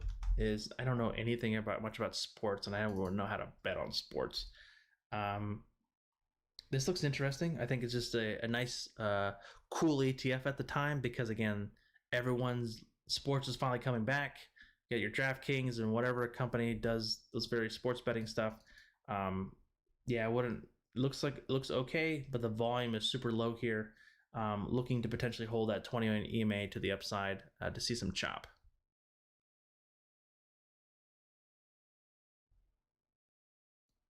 Anthony, yes, we can look at some BA again. Looks like Alexander is looking for some BAs.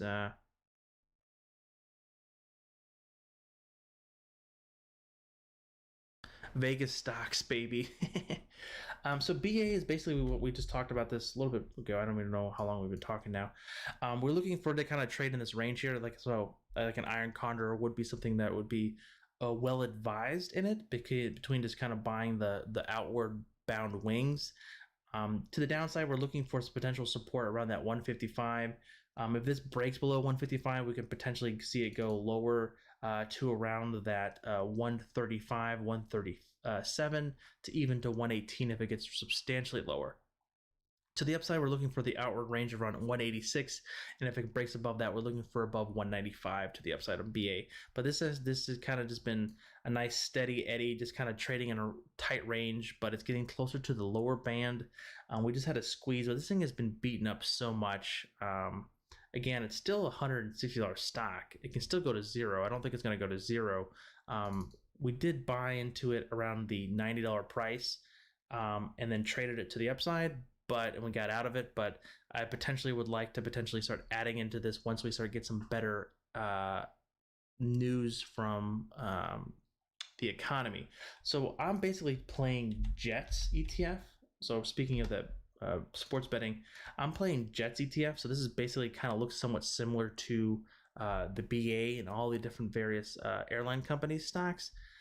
But instead of just picking one particular winner, I'm just buying the whole group, and Jets ETF gives me that exposure.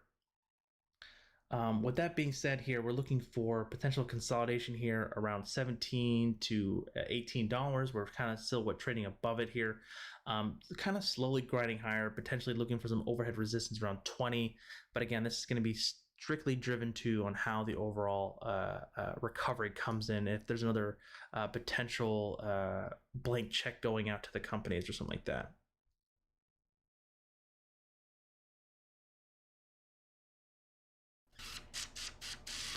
Roy says, what do you think about Norwegian Cruise Line?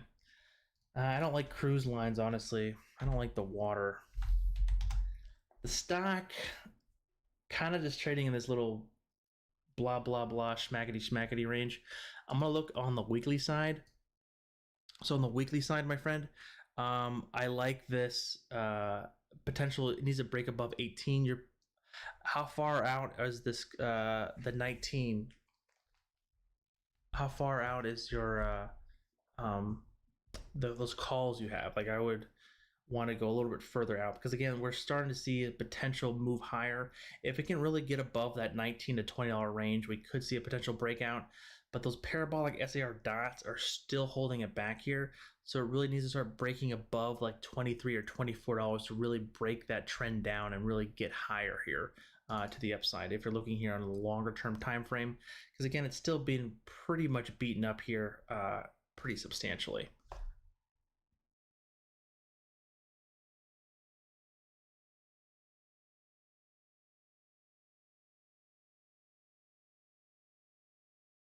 Well, I don't think banks are going to rally. They could get a bump, like because I did add a lot of I did a lot, but I added some Bank of America to my overall longer term positions. But yeah, expires in 3 months. 3 months. Okay, I think you're giving yourself a little bit of time, but again, I think a lot of I don't follow the industry too very well, so I don't even know. What I heard initially when all this stuff was going on that they kept on having to. Are they even running the ships now? I didn't even know that. I heard that they can't go until October, and then they postpone it again, and blah blah blah blah. Like, it just sounds like a really crappy position to be in for them.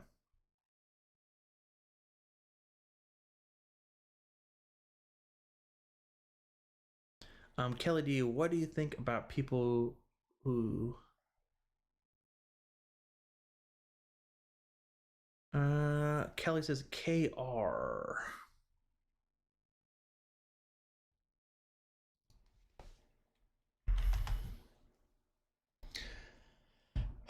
KR Kroger, I love it.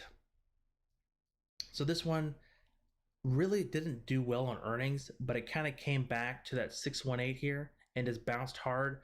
We do have a squeeze still set up. We could be firing lower, but this candle indicates that we could be a potential short-term bottom. But again, this thing, I don't know. I don't follow this to the T on the fundamental side here, but this thing looks like it just got beaten up here. Looking on the weekly side, it kind of came down to that 21 EMA, and that squeeze has just been continue going here on that movement here. So that 21, as long as it stays above that 33.50 to $34, so 33.75 to 33.50, if it stays above that, that trend's still intact. If it starts breaking below that, we could see some potential lower prices to around 32 to the downside. Again, this is not like a Tesla or something like that, so it's not going to be crazy mover, but it's definitely something to keep an eye on, especially. This could be a nice buying opportunity, though. I actually like the chart. Thank you there, Kelly.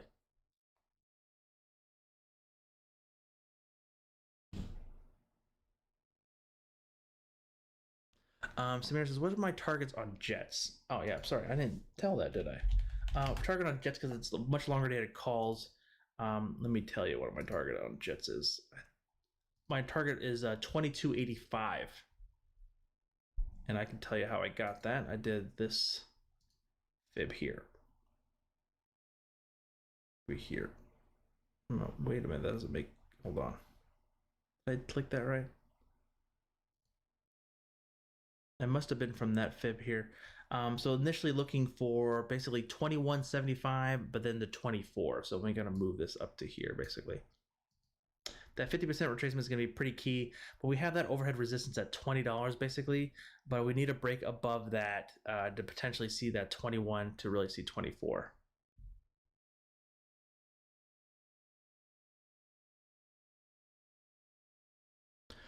Hey, Roy, I don't know. Like, did you? So completely not trying to point the finger at you, Roy.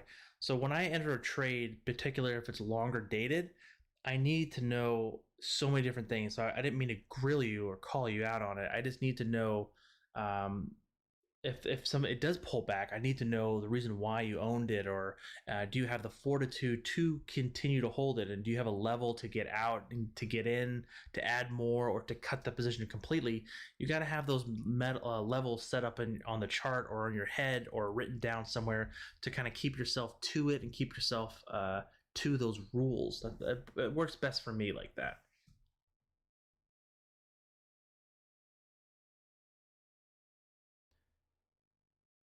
LCA.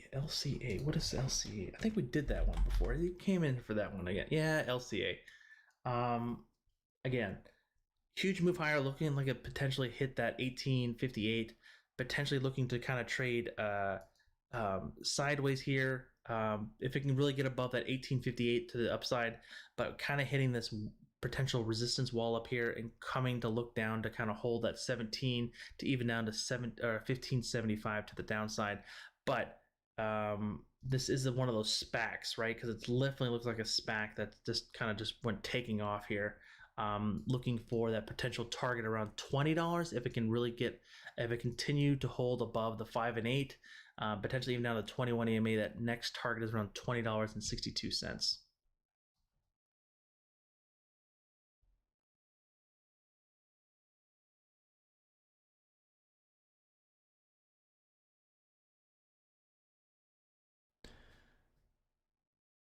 I feel bad for any CEO that if their market was 24/7, you are open 24/7 because the news can come out at any time and it can hit the market. I think if we had 24-hour, 24/7 markets, it would be somewhat more efficient because again, it wouldn't be that overall waiting on. Okay, we have to wait until 9:30 until the market opens up. It gets hit, it deal with it, and then we continue with our day. Because again, I think most CEOs don't really care about their stock price. I know they have to care to some extent, but I think they're not looking at it every day. Of course, if there's bad news, they're like, oh crap, how's this going to affect the stock price or whatever. But I don't think they're aggressively looking at the stock every single day like you and I would. I have a friend, a captain of a cruise boat. They have run empty boats just so boats don't die. They need to run them, but they won't be invested in the cruise company for a long time. Why? Yikes.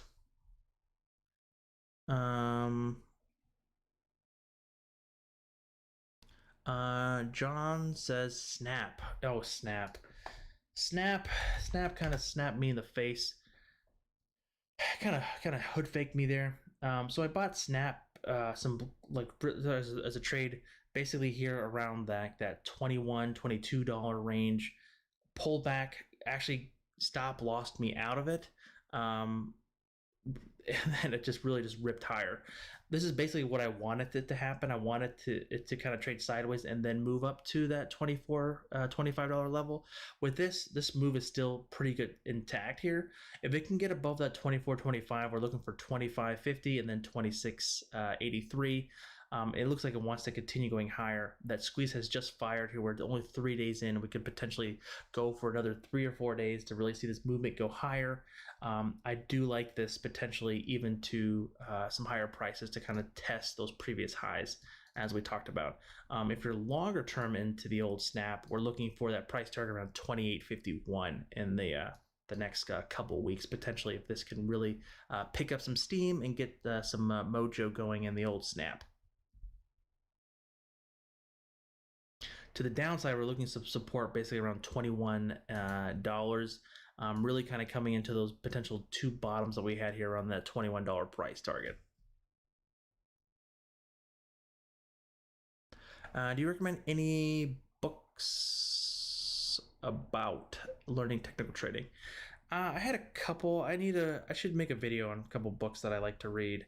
A lot of books that I would read is basically, there's one that the founder of Investor Business Daily talks about, is like, I have to look that one up on how that works, but it's a great little book regarding about like very basic technical analysis and just getting into things like that. I should make a video. Thank you for the insight there, but I appreciate that.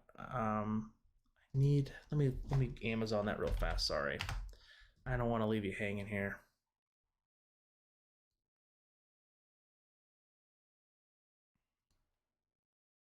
Let me do technical analysis. If I could find that real fast, hold on.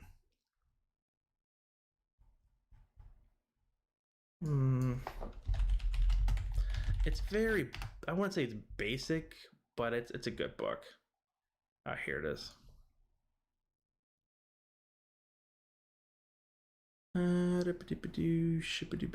Let's see here. Is this it? I think this is it. All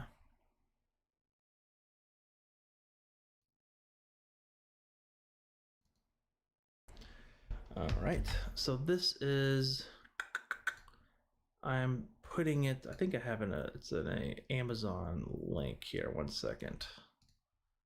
Here, who was it who asked? S-A-N-D, are you still in the chat? S-A-R. There. I put a link in the chat, pinging you, my friend.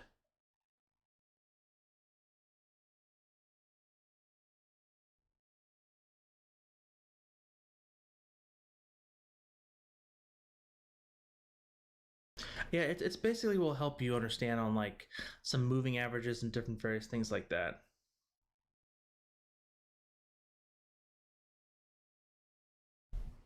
Jordan, thank you for the thumbs up. Appreciate it. I don't think I would go on a cruise either, honestly. I don't want to be. Yeah. I don't want to be stuck somewhere. Could you do DPHC? DPHC. I never heard of that one. Holy, is this another SPAC? Man, are you like SPAC heaven here? Diamond Peak Holdings, like this thing, yeah, this is just too high for me. Like it's just running up way too much for me, and that's nothing really I could touch about to really get any kind of worthwhile investment in. It just has been running up too much. Again, it's a SPAC, so it's going to be a little bit more speculative. Dan says the Wall Street Bets book. I should start a book club, though, shouldn't I? I'll start a book club sometime. We'll do a nice little book club.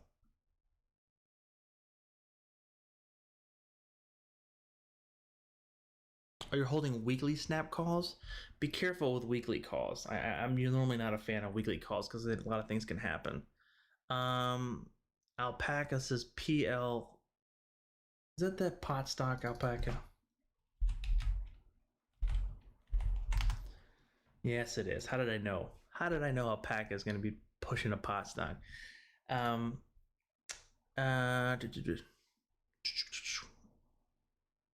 Let's see here. This thing, it looks like it wants to break down here. Honestly, I'm not just saying that alpaca just because I love you. But this thing is the 5 and 8 are crossing through it. If it starts breaking below 3, that 34 MA, it can easily hit that 50-day, was around 281. I know we're only talking 20 cents, but we're talking about a $3 stock, and 20 cents is pretty substantial amount of movement going on here to the downside. So very, very mindful of that. I think it's kind of run up quite a bit here, but we'll see. Let me look on the weekly side. Yeah, I think a pullback to around $3. If it starts breaking below 3, we could be seeing if it starts breaking aggressively below 3, we could see some lower prices coming in there.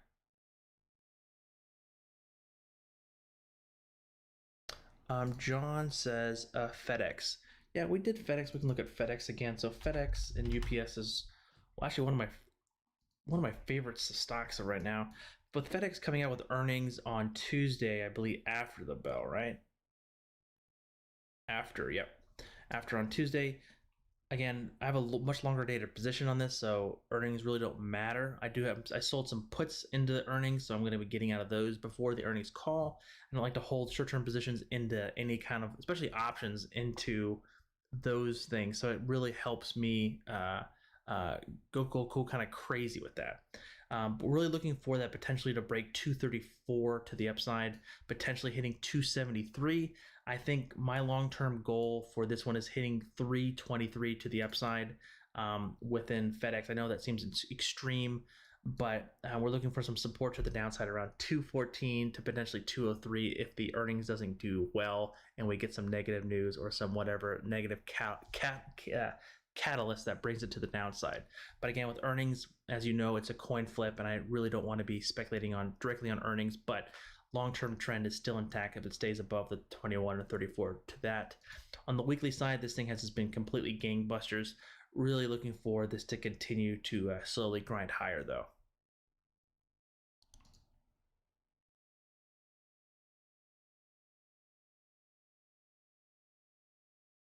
Yeah, hey, so if you're new to trading or new to technical analysis, just read as much as you can and literally just find on what is attracted to you, what compels you, what do you like about charting, what do you like to know, you have to find something that, because especially with charting, it's very time consuming, and it's somewhat what I can call grindy because you're looking at so many different charts and different things like that.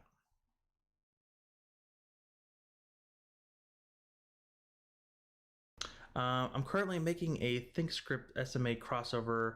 Was wondering what is the most important ones I should be putting into. So I've been doing that as well. So normally I don't like when the 5 and 8 on the short term side cross to the 21, and I don't like when the 5 and 8 and 21 cross to the 50, and when anything really on the 21 or 34 side cross through the 200, and vice versa.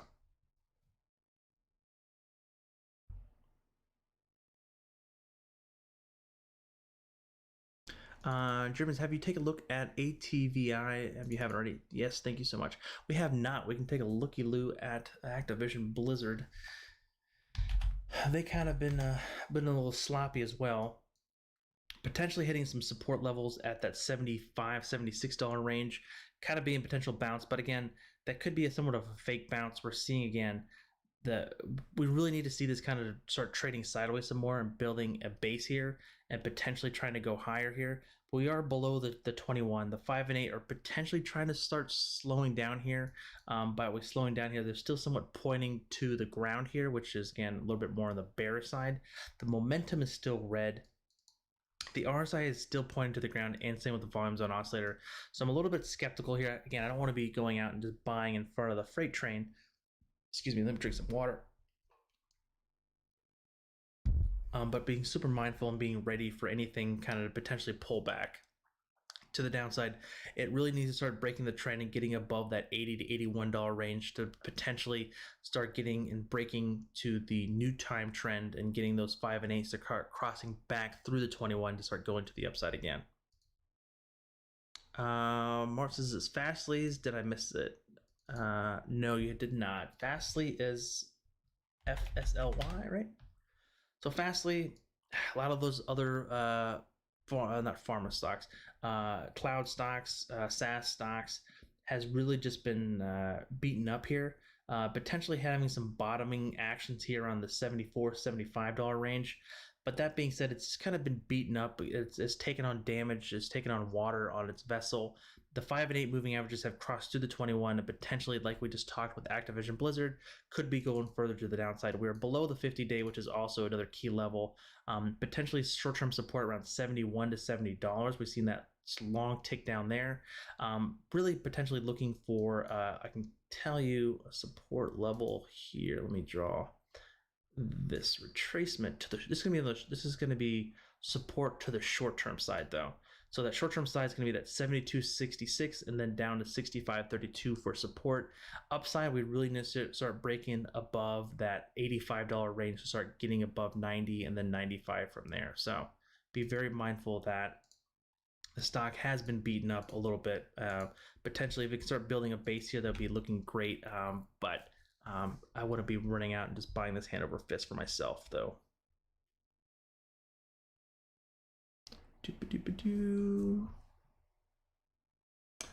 Jordan, let's do Tesla in a second. Let me see. Sorry. Do you do any pairs trade? If so, what are you following? Don't really do much pairs trading.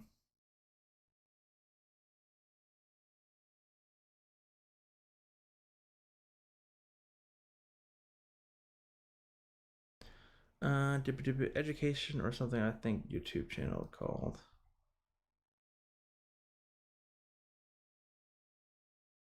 I like your videos. Thank you, my friend.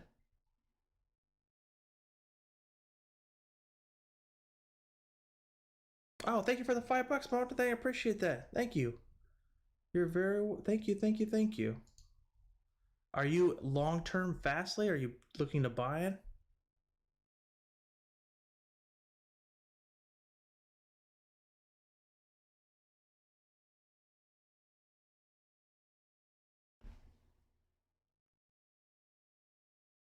Great. I hope that helps you there, Trey. I appreciate that.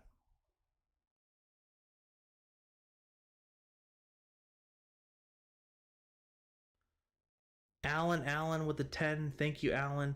Thoughts on XLF financial ETF? Thinking long. We could start positioning. Position. Book club. Haha. I picked up out of the money calls for Ford that expired 121. Of course, I mean I'm a boomer. Alan, I'm trading Ford as well at the $7 range further out. So we're kind of on the same book on that. XLF. Yeah, I actually really love. XLF, again, as a lot of people don't know, is basically an ETF that follows all the banks. We're talking Citi, Bank of America, to even the beaten down Wells Fargo, different folks like that. With this one, we're looking for, so we're doing longer term, which I agree with you. We're finally seeing it kind of coming back.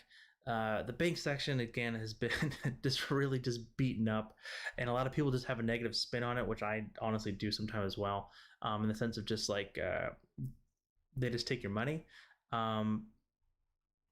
So with that being said, The banking sector on the long-term side, I want to show you this on XLF here. 1 second.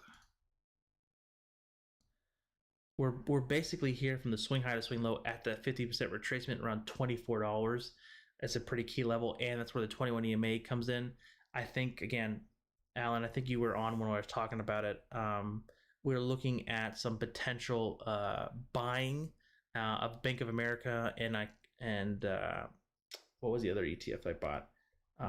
It's basically similar to XLF. Basically, I agree. So longer term, but I mean longer term, not talking 30, 90 days. I'm talking 365 days plus potentially. If you're doing calls or even just if you're buying the stock straight out, you're going to have a little bit more time horizon on it.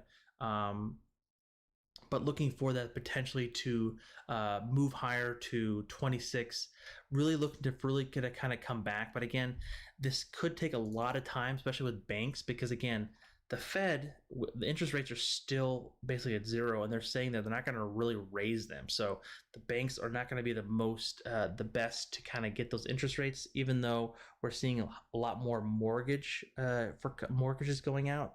That's not the biggest bottom line for banks. It's mostly on deposits.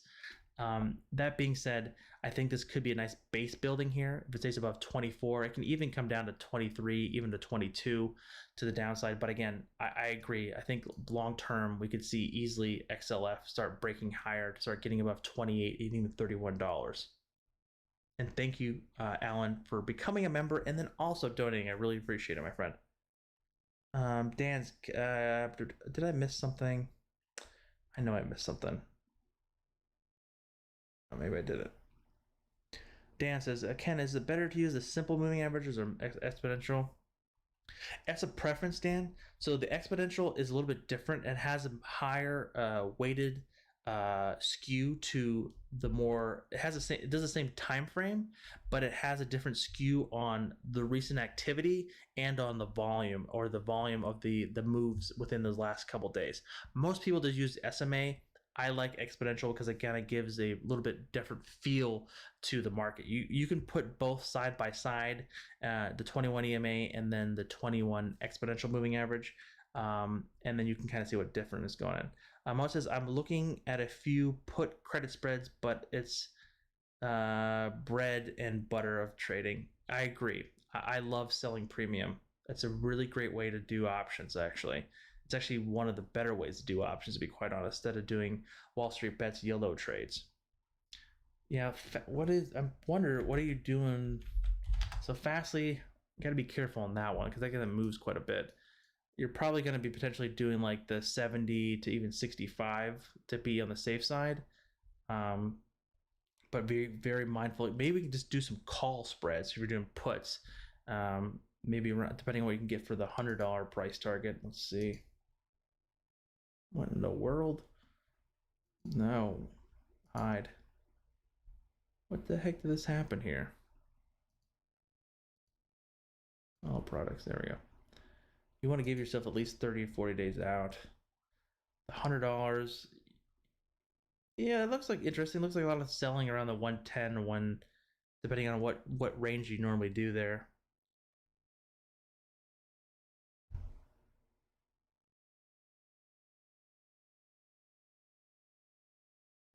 Tim says, thoughts on building a position in T. So T is what? T is AT&T, right? I think AT&T has been a nice little. It's got a nice dividend, right? And I think they're trying to sell one of their segments.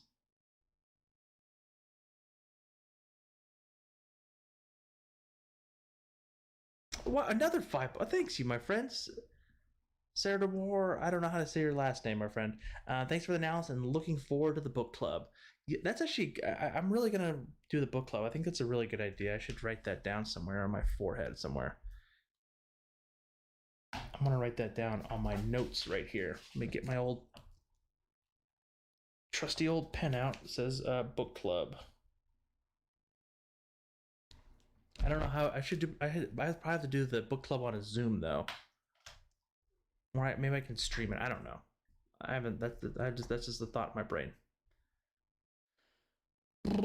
Okay, I'm getting sidetracked here. Sorry, guys. Financials and energy should be getting the rotation soon. Fine. I always have a hard time with energy. One of my largest positions and my largest losses was in an oil company when I first started to trade, long 10+ years ago. I lost so much money in an oil company, and I really haven't touched oil since then. I think Mr. Bear asked about USO, and I just kind of blew him off because I don't like to talk about oil. Like USO, any kind of oil stock, I just don't want to touch it.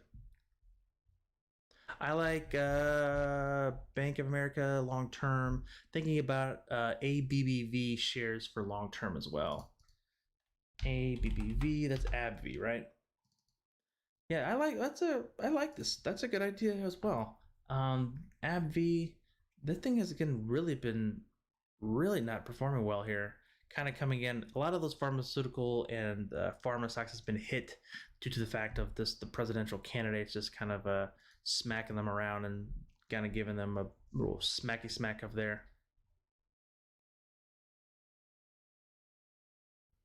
With this one, we're looking for that swing high to swing low. Kind of failed here at that $100 price target. We were looking for 107, didn't come through. Looking for some support, basically around $90, potentially even coming down to 84. I have an alert at 88 to 63, so that was potentially a buying opportunity for me. But this has just been beaten up so much. You're seeing, again, that's a huge, that's just like you just see this 5 and 8 moving averages aggressively pointing to the downside here and just really not kind of coming out. So we're looking for that potentially to hold here around that $90 price target. That would be a nice round number, to be quite honest. That's kind of comes into fruition where that 6-1 or the 718 kind of falls into as well. Let me redo this fib here because I actually changed the colors to kind of make it easier on my old eyeballs. Yeah, 90-30, basically between 90-30 and $89. If this can hold for AbbVie, I think that could be a nice target for the potentially base building. I think it's a great company with long term as well, and it still actually pays a dividend. So yeah, I think that's a wise decision there, my friend.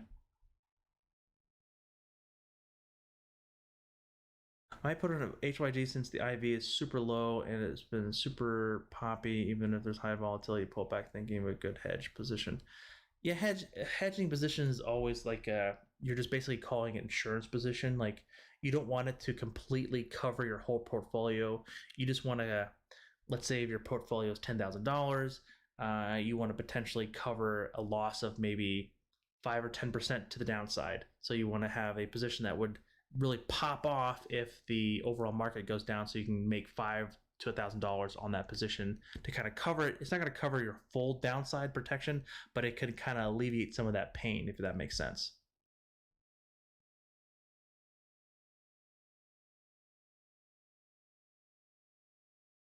Alan said, yeah, Boomer would say that, selling puts. Thank you, Alan, for the ongoing support.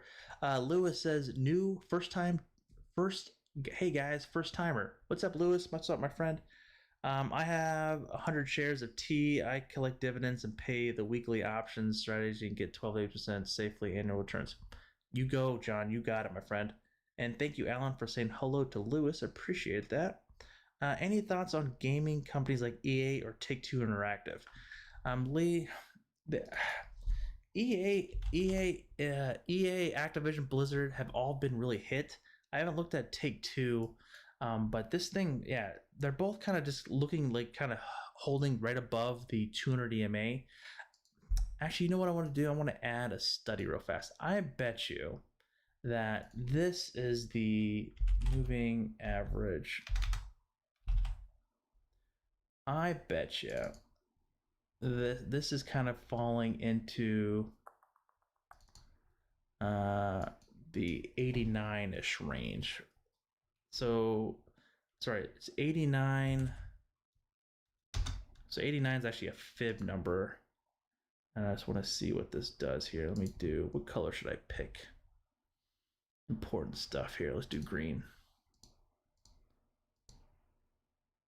Yeah, it's right below 89. Okay. Let's do, what's 89? Holy moly, I can't do math right now. 89 plus 55. It's 144, right? Yeah. I'm going to change this one to 144. It's another fib number. Yeah, look at that. Kind of figured that it's going to be right around that Fibonacci number of 144, which is a Fibonacci number, and it's potentially kind of coming to support that. I kind of wanted to add this on my charts before, but yeah. Jordan, are you on Twitter, Dyslexic Investor? I am, but I don't use it very much. I'm also on Instagram, and I don't use that much as well. I do get, I check at least once every couple days, and I answer my DMs and questions from people there. So with back to EA, I think I want to start adding the 144 EMA to my charts just to be a little bit more protection. But again, those 5 and 8 moving averages are still aggressively to the downside, so I really don't want to be touching these. It could potentially hold this level here, but this looks somewhat beaten up here. And again, that momentum and the volume zone oscillator and RSI are still pretty aggressively to the downside. On the weekly side, we're just breaking below 21 EMA. We can easily come back to the 34s or around 120 for the EA. Jordan, I agree. I used to be so aggressively on Twitter with my personal account, but I got into a lot too many trolls on Twitter maybe. But again, I've been using Twitter since, I don't know, 2012, my personal account, but I kind of just gave up on it. It's addicting. It's a dangerous thing.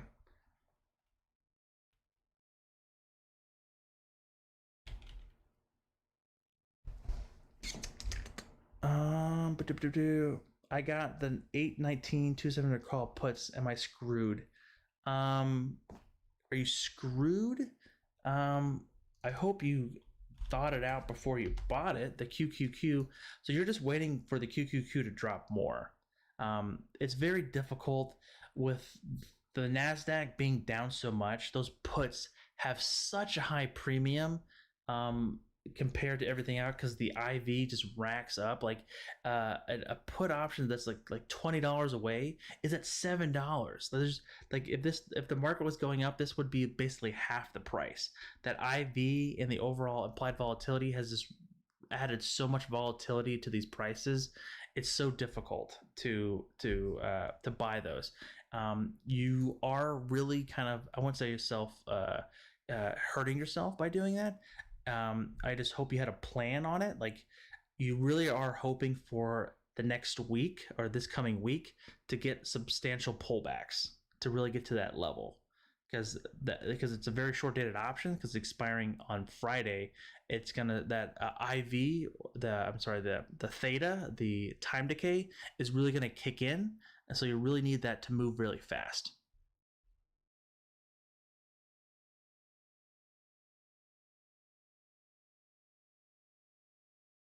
June, you're very welcome. Again, June, if you haven't already, join the Discord, and you're more than welcome to ask me questions anytime about technical analysis or anything about stocks, and I'll try to give my best information and help you the best I can.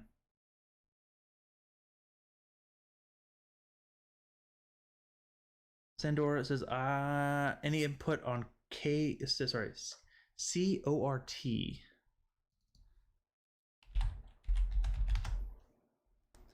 Ooh.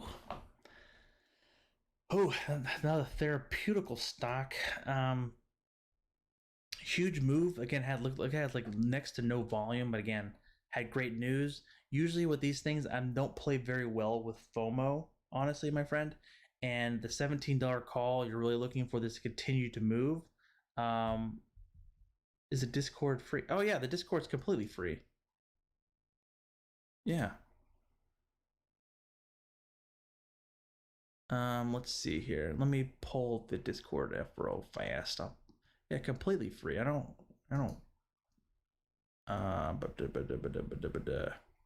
Let's see here. How do I invite something? Copenhagen.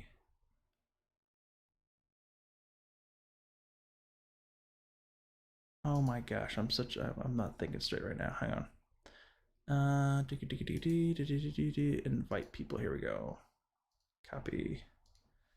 So I just paste it. There we go. So I just pasted it. If you click on that, completely free. I don't again, I don't charge anything. Like I do this as a service in the sense of to help people. I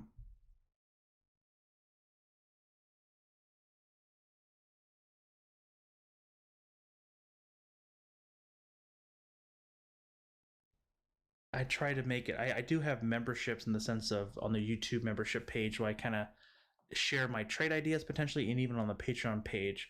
But I don't run a course or anything. I'm not trying to extract cash out of you. I do this uh, to educate folks and help people understand the markets, and honestly to share my pure joy for charting and just talking about stocks constantly. So that's basically what you're stuck here with.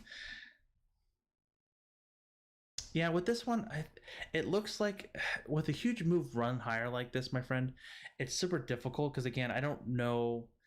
I'm pretty sure it's some kind of vaccine or some kind of news here, but it can just run up higher and then just trade sideways and potentially come back down to the 21, or it can just trade sideways and potentially get the next run higher. I normally kind of stay away from pharmaceutical and therapeutical stocks like this because again, they're just too sporadic.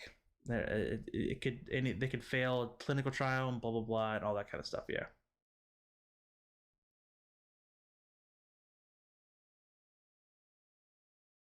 Jordan, thank you, my friend. Be safe, my friend. Thank you for joining. Let's see here. Bruce says Baba. Baba. BABA. So BABA or blah blah, Ali blah blah. We're looking for it to potentially consolidate between the 21 and 34, so potentially between 275 to 268 to potentially trade sideways. What we call base building or building support, and then potentially, if it wants to go higher, it needs to break above 275 to break to 284. To the downside, we're looking for support around 268. If it breaks below that, could be coming down to 262.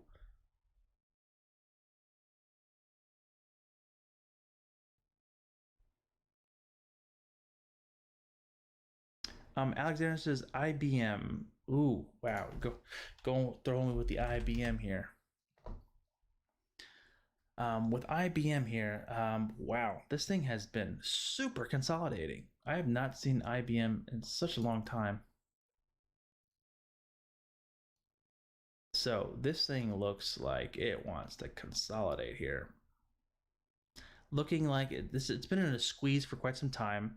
Again, a squeeze doesn't mean in the sense of like it's going to be popping higher or lower. It's just basically two things are really contracting and potentially could pop higher or lower. That being said, it's looking like it's having a heck of a time trying to get above 128 to the upside, really just kind of failing here at the 200 EMA to the upside, and really failed that initial first time above that 618, and not really trading much around, basically just trading around the 124 125 range, and just kind of not having a heck of a day there. To the downside, we're looking for some support around 116. To the upside, we're looking for ceiling of resistance around 131. Since this has just been just trading sideways and just in la la land, just kind of coasting, you're really just kind of waiting for this potential squeeze to fire and kind of give you the overall direction, and that's where we have to go from there. Charlie says, "What dumb question? No dumb questions, Charlie. What is a Discord? Discord is basically like an instant messenger that we just sit and talk stocks, memes, and chart.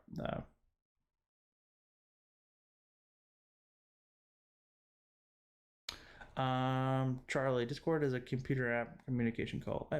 Thank you, Josh, for sharing that. Alpaca says, just hang out and talk stocks. That's right. That's Discord. That's this Discord.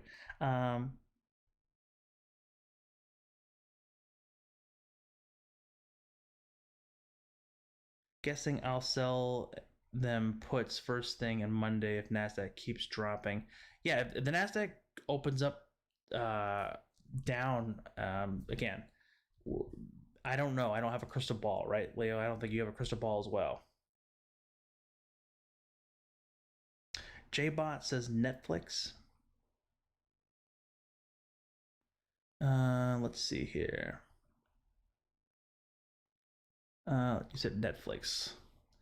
Yeah, Netflix has been a strange one as well. Again, with those high tech flyers, we're looking for some potential support around 465. That's where that we have those two bounces again. This is not a complete science, but we're looking for some potential support there. But we're seeing that 5 and 8 moving averages already crossing over through the 21, so we could see some potential further downside because those are at a very aggressive angle to the downside. But again, if the overall market wants to rally come in next week, Netflix will go with it. But if it wants to continue going lower, this is looking for price targets around 465. A couple more, folks, and then I gotta get going to bed, get my beauty sleep. Let's see here. Someone said, Leo says Bank of America thoughts. Yeah, we covered Bank of America. So Bank of America, kind of the same thing. I like it longer term. We bought some stuff here. It's just been trading sideways. We're looking for some support to come into the higher 24s, 24.75 to potentially kick higher to get a break above 26 and get to $28 there. To the downside, if it starts breaking below the $24 level, we're looking for some potential downside support below 22 potentially. Paid Pablo, what do you think about Disney? I think it could fall a little bit more.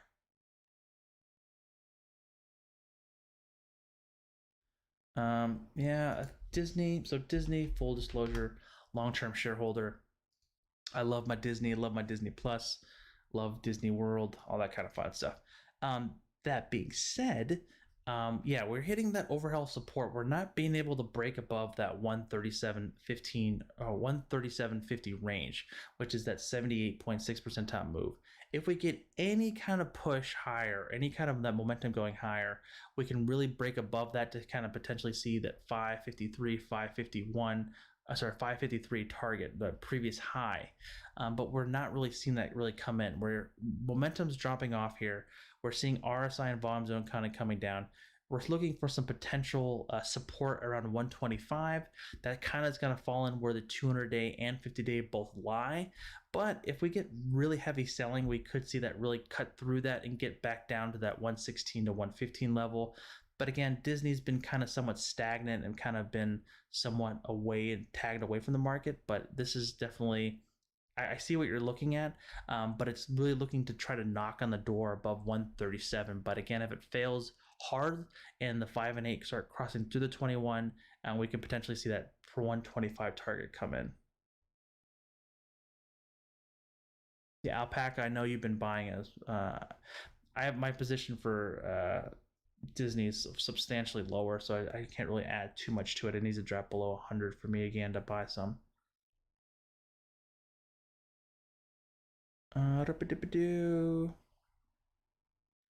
Josh, MCD for a startup in its little burger. MCD, you're talking about McDonald's. I like McDonald's. I don't like to eat there. I can't remember last time I had McDonald's. We're looking for that potential hitting of that. Let me redraw these charts here. 1 second. Looking for that potentially support kind of coming around 222, so $220. We could see some potential overhead resistance there.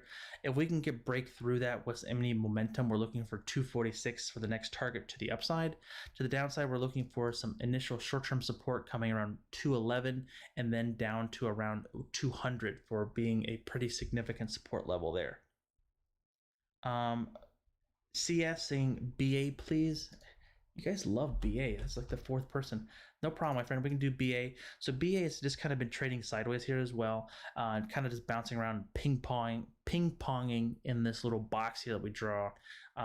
Basically in this range, if it wants to break lower, it really needs to break lower to 155 or lower. To the upside, we're looking to kind of break 185 to get above that 195 level there. John says XPVE, please.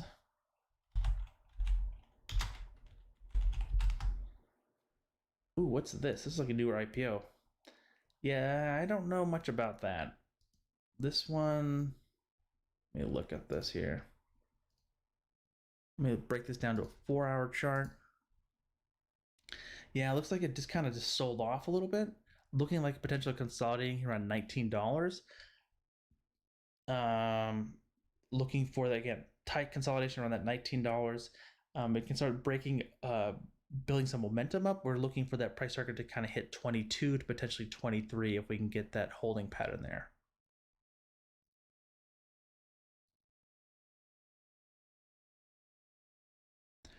Josh O says, "What are your main plays, swing day option stocks?" So I play a lot of things. The things I don't normally do is I don't trade penny stocks. I don't do a lot of day trading because I'm not very fast on the trigger finger.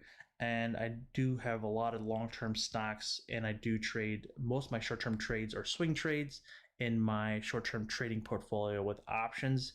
But again, most of my stuff is longer term in stocks though. WB Tesla battery day coming up. Yeah, Tesla could be very significant there, Lewis.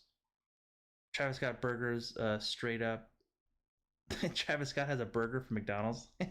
That's awesome. Any thought on pins 825 calls? I got one contract that I'd like to get your opinion on. Roy, I like pins. Is that talking about Pinterest? Is that Pinterest? I like Pinterest. I really do.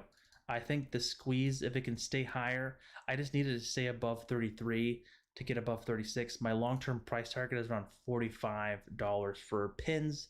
Again, I'm much more longer term on pins. I just needed to continue to kind of hold above that 34, and it needs to stay above 31.11 for me, really, to the long term side. Actually, it can drop down all the way to 26, really, but I would like to stay at above $31 so I don't have a headache.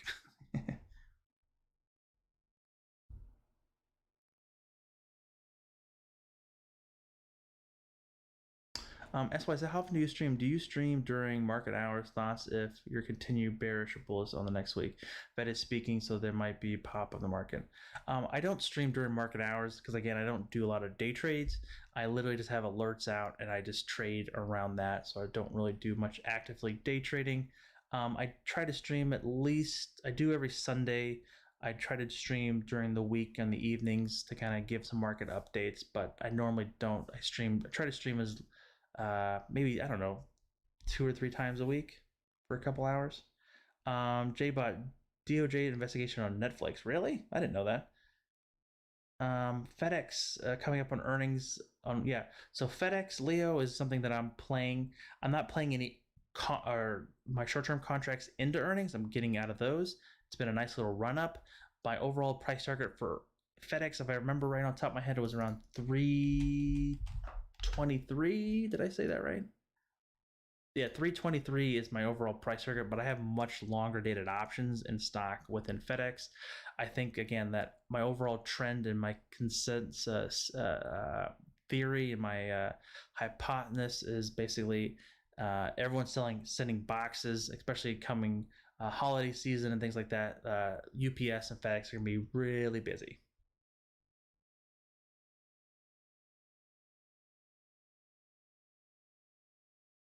Yeah, we could see a pop with the Fed, but again, um, I think Jerome Powell could be saying a lot of things, but again, he only can control so many different things.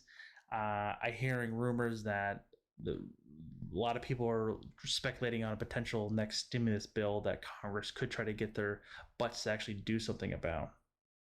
Hey, Alpaca says, can you check out the BP? Is that British Petroleum? What is this? Yeah, this looks like an oil stock. This doesn't look pretty at all, my friend. A lot of oil stocks has been really beaten up. I think that I don't want to be catching a knife here, but again, it's been beaten up so much. Like, if you start looking for like value investing, like what's the book value compared to the stock, um, it's going to be hard to own this stock and then own Tesla because it's kind of self-afflicting. It just kind of doesn't make sense in my brain. Run says Codex, Codex. What is Codex? What does this do? This is, well, this is What is this company? CO Diagnostics. This looks interesting. It had a huge sell-off. It looks like earnings was not great. It sold off. Now it's kind of trying to make a comeback. It needs to stay above that $12 to $13 range to get above that, because again, this could be what we call in the business a dead cat bounce. So normally it can kind of come up to that $16 or $19 level and then kind of fall right back down, and really just hurt the stock even more. I'm not sure what this company does on the trading side. On the technical side, looking like that 200 EMA has some strong support around that 12 or basically $13 range, and we start getting that 5 and 8 moving averages to cross through the 21 to the upside, we can easily get that nice propulsion to potentially fill that gap up here around $19.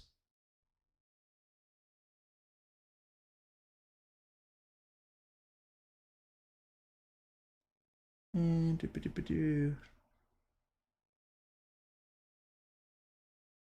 oh, you're looking for the $39 for the pins. I think, I don't know. Let me look at pins again for you. I don't know. $39. That's kind of a large move in a short period of time. You're saying the 25th, so about 2 weeks out. They're saying a move of $3. So they're saying a move of $3.08. The market makers are projecting that move. So that means that we could see that's basically to the high side. So basically around $38. So your $39 is kind of out of that standard deviation move. I'm not saying it can't happen, but for me, that wouldn't be a consistent trade from how I trade. Alan says, P.S. Glad your health is getting better and after your doctor visit. By the way, yeah, I have my doctor's visit, my checkup on Monday, so hopefully the surgeon can tell me some good stuff. Thank you, my friend, and thank you for supporting the channel. Alan says AMC. Oh, we got a donation. Boris, just wanting to say thank you for the channel for every great stuff. Thank you, my friend. Thank you for the $5. I appreciate it. AMC. Let's see here. AMC kind of took a hit here. Really failing here at $7.04, kind of like where it previously did on that early run up here. I want to be looking at play here in a second. On the weekly side, we are having a squeeze building up here. That doesn't mean that it could pop higher, but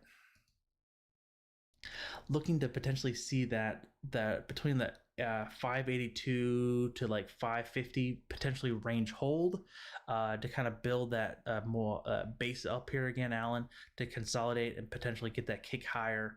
But if that really fails here below that 550, we could easily come back down to around that 518 to around 435 range. They just bought $1 billion in wind turbines. Oh, good for them. Boris, great observation. The triple, quadruple witching could make the market drop. What normally it does, it just makes the market more, it makes like a kangaroo market. It basically doesn't do anything, but it makes in the short term trading basically go up and down. It could go up and down. If you look at it like on a week basis, it could move basically 0%, but on a daily basis, it could be moving 1 or 2% in either direction. But overall, the week of things, it usually doesn't do much of anything. Great observation, though.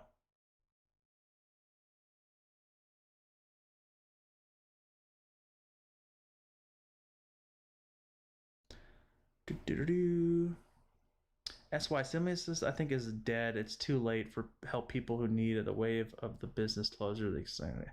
Yeah, I just hope that people just got a little more relief, because again, I know people who literally got hurt substantially, on the overall pandemic, and it's nothing they could do about it. They had to close, and who has enough cash on hand for a small business for 3 or 4 months?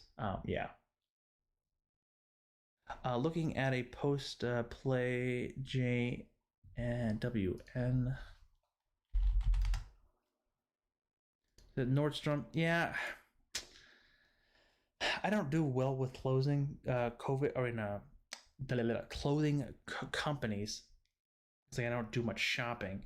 But this is, yeah, it's kind of just beaten up, just kind of lagging around here between like this and like a Macy's.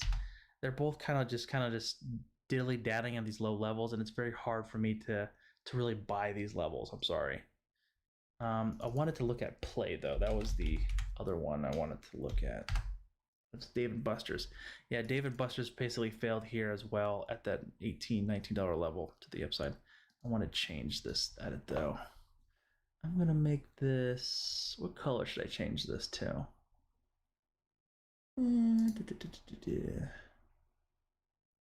I kind of want to make it a light green, like a mint green, and then we're gonna make it a dash. There we go. Now I need to save that. Boom. All right. Sorry, did a little bit of homework there.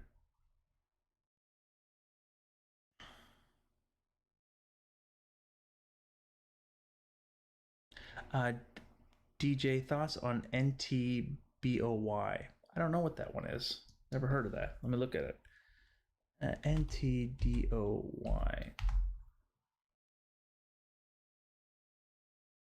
Wow, I didn't even know Nintendo traded in the US market. Is this Nintendo unsponsored? Wow, okay. So I guess this is the overall new gaming system. Of course, I'm sure their market has gone up substantially due to the fact of everyone buying a Switch during lockdown and just not able to do much. And again, that's a great move higher, man. That's a pretty looking stock. Let me look on a longer time frame here. I want to kind of pin this here. Ooh, come on now. Swing high to swing low, the Fibonacci retracement here. Looking again, really broke for that $65 level. Looking for potential targets around $75 to the upside. Support, I think we're looking on a weekly side. Let's go back to the daily side. Support down to the $65 to $66 level if it does break lower, but really looking for that $75 to kind of come in there. So that's a great looking stock actually. I didn't even know Nintendo traded like that. Thank you for sharing that. Derek C, what's up, Derek? Shop, please. Yeah, we'll look at Shop. Shop has been one that's been on fire, that's been kind of been hit recently due to the overall fun stuff that's been going on with just selling the very tech-heavy names and just the ones that have been performing well.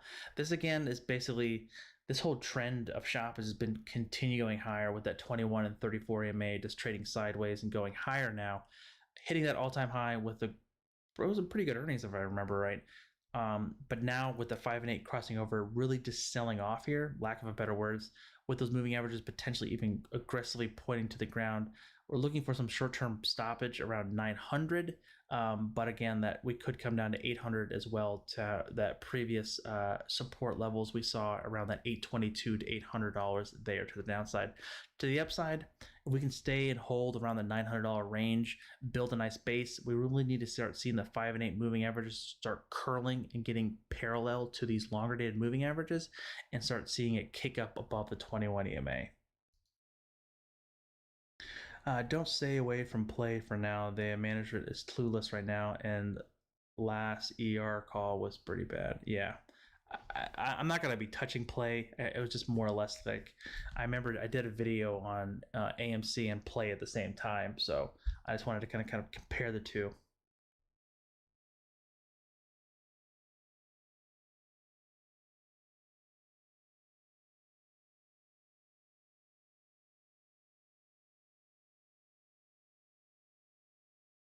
I'm gonna do a couple more, folks, and I'm gonna go hit the head or hit the bed. What's up, Makeshift? Thanks for joining, my friend. Switches are sold out everywhere, really. Nice.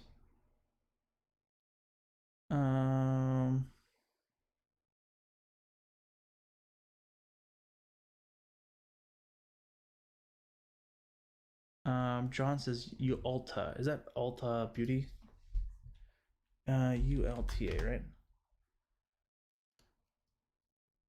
Yeah, this one, I don't even know how this is performing in this kind of market because, again, I guess a lot of people are buying makeup and still being beauty up. I used to own this one back in the day. I like this kind of setting up here, but the only thing is I don't like to draw these trend lines sometimes, but this is looking like a pretty decent trend line to the downside. Just looking at this here, if it can, that's basically where those parabolic SAR dots are coming in. So we can get a break above that 247 range. We could be breaking that trend and really getting some momentum going, but we need to start building a strong base here.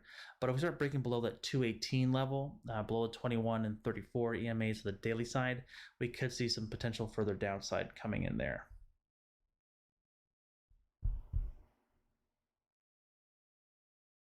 Well, again, they wait until PlayStation 5 and Xbox come out. They're gonna be craziest. They're supposed to be coming out this season, right? All right, let's do one more. Let's see. Thoughts on Piton in the coming weeks, Peter? Yes, Piton. So Piton, I don't know. Like we talked about this, like towards the beginning of the stream. Holy moly, I've been streaming for 2 hours, 2.5 hours.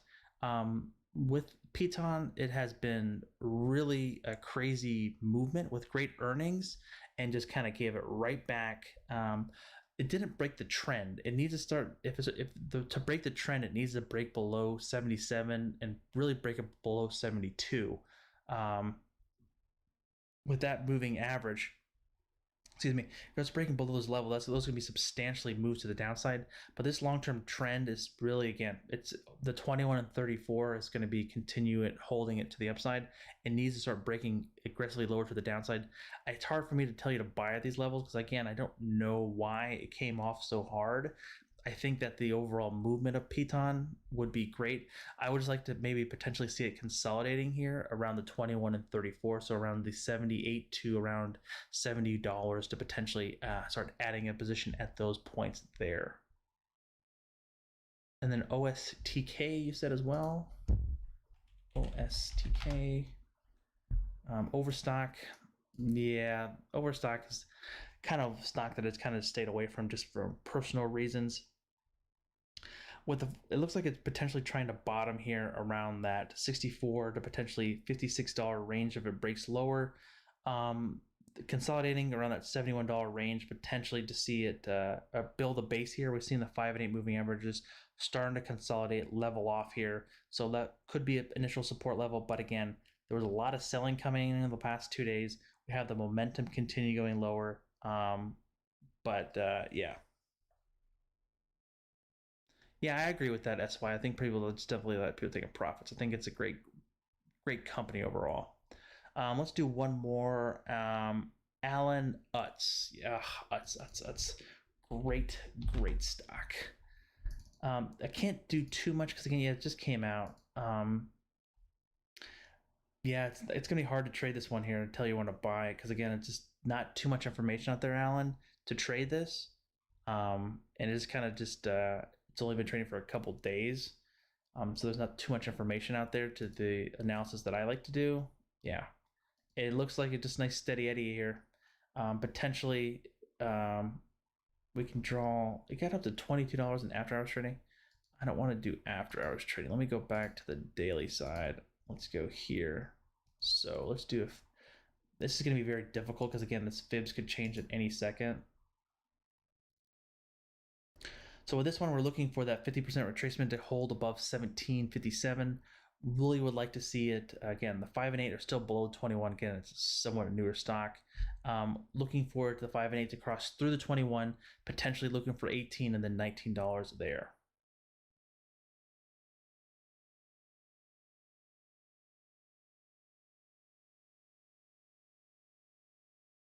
Guys, on that note, I'm going to call it a night. It's nearly midnight here on the East Coast. Again, guys, thank you so much for coming out, and I thank all the folks who joined this membership, Alan, and all the folks that donated. I really do appreciate it and the ongoing support. Sit tight for everyone. We're going to be doing some fantastic stuff. We're going to be, as we talked about, we're cultivating the idea of doing some kind of a book club because, again, I get a lot of folks asking about what books I should read about technical analysis and all kinds of things. but maybe we can just read different various business books, and that'd be fun as well. We should definitely start looking into that. But that being said, guys, thank you so much. I did post a link to the Discord if you want to join the Discord. Let me post that again. Here's the Discord. Oh, why didn't it paste? There we go. Join the Discord, completely free. Definitely check it out. A lot of great guys, a lot of great gals there. We talk stocks, share memes, all that kind of great stuff. A lot of fun, and I hopefully see you there. Again, guys, thank you so much for watching. This is Ken from the Dyslexic Investor, and I'll catch you guys on the flip side. Peace.